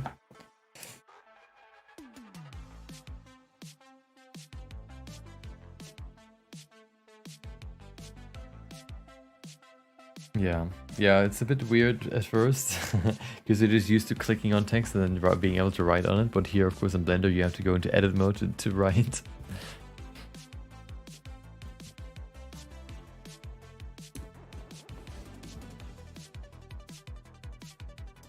But it's, of course, a simple thing to look up. Okay. Bake line art. Ta-da, okay. And then we can also delete every second frame of this, right? Because it bakes every frame. We can delete every second frame here too. So that we only have the ones that are actually changing. And then we can do adjustments.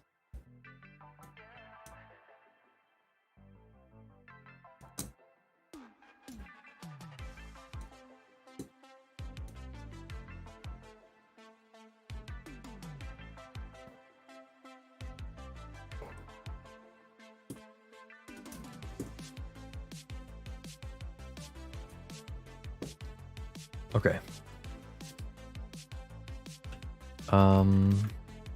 So let's delete the second frame here, each one. This one shouldn't change, right? And then we can just go off. Yes. Let me save first just so that it doesn't crash. Blender can crash very easily if we play around with too many subdivisions.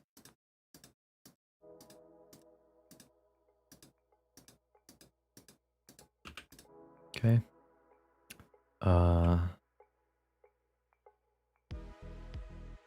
Oh, the other one.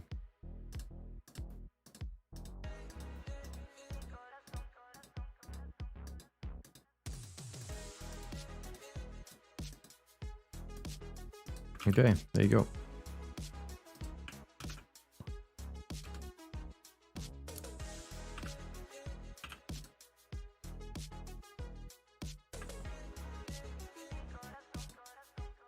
Good. This is a pretty good base. The lines actually look pretty good already, but since I've added some details to him, to Deadpool, I might want to add some to Wolverine too. But I think about that a bit more. Also, I probably want to add like this, like this shine, these shine lines on the metal to make them stand out a bit more, probably. Yeah, but that comes a bit later. F2 to search. Yeah, you can change that in the start menu that you get when you install Blender, right? I don't even know how to get there anymore. It must be here. Tutorials. Okay. What does this do? Oh, it pulls up a... Okay. Interesting. There's a way to get back to the splash screen. Is it through preferences? Oh, there it is, splash screen, but you can enable it here, but you can also open it somehow.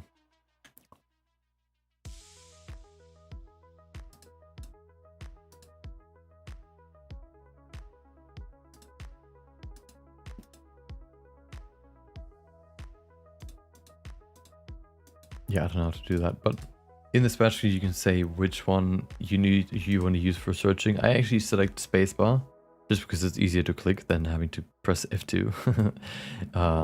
Yeah, but the search function is really useful.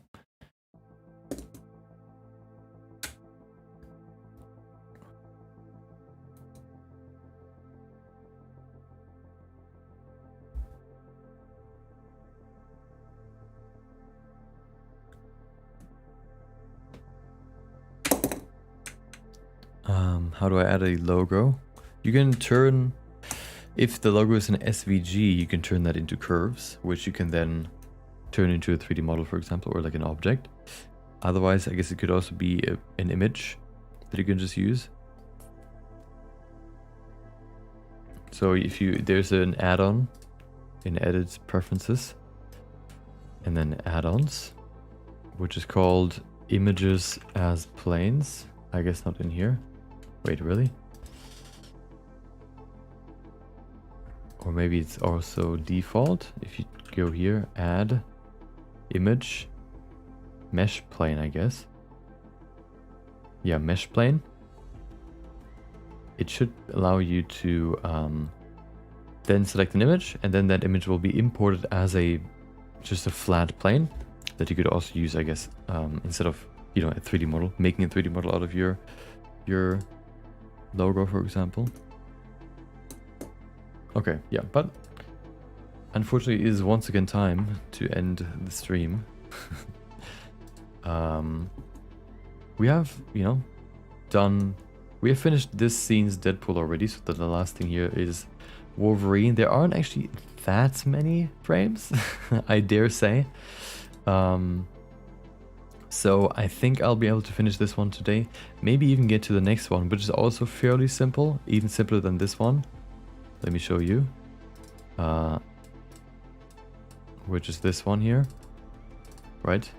Boom. Just getting closer and closer. Very, very simple. The next one is a bit more complex, which is him launching Deadpool. Like this. Right? But that's maybe what we're gonna work on tomorrow, depending on how long I need for this, and then the next shot. But yeah, we will be back tomorrow. Same time as always. So if you look at this, I started 12, so you can see your time in here too. That's when I start. In your time zone, I guess. Yeah, tomorrow we're gonna continue working on this. Hopefully we can somehow still finish this week. I feel like it's less and less likely and more likely that it'll be next week at some point, but that is still pretty good in terms of how long how long the project takes to finish. So yeah. Hope you learned something new maybe this stream. Maybe, hope you enjoyed it in general. Yeah, if you want to know when I go live again, you can either subscribe or join the Discord. The link should be in the description. Or, if you want to know or see more of what I do, you can also check the description. Or I guess just the videos on my channel.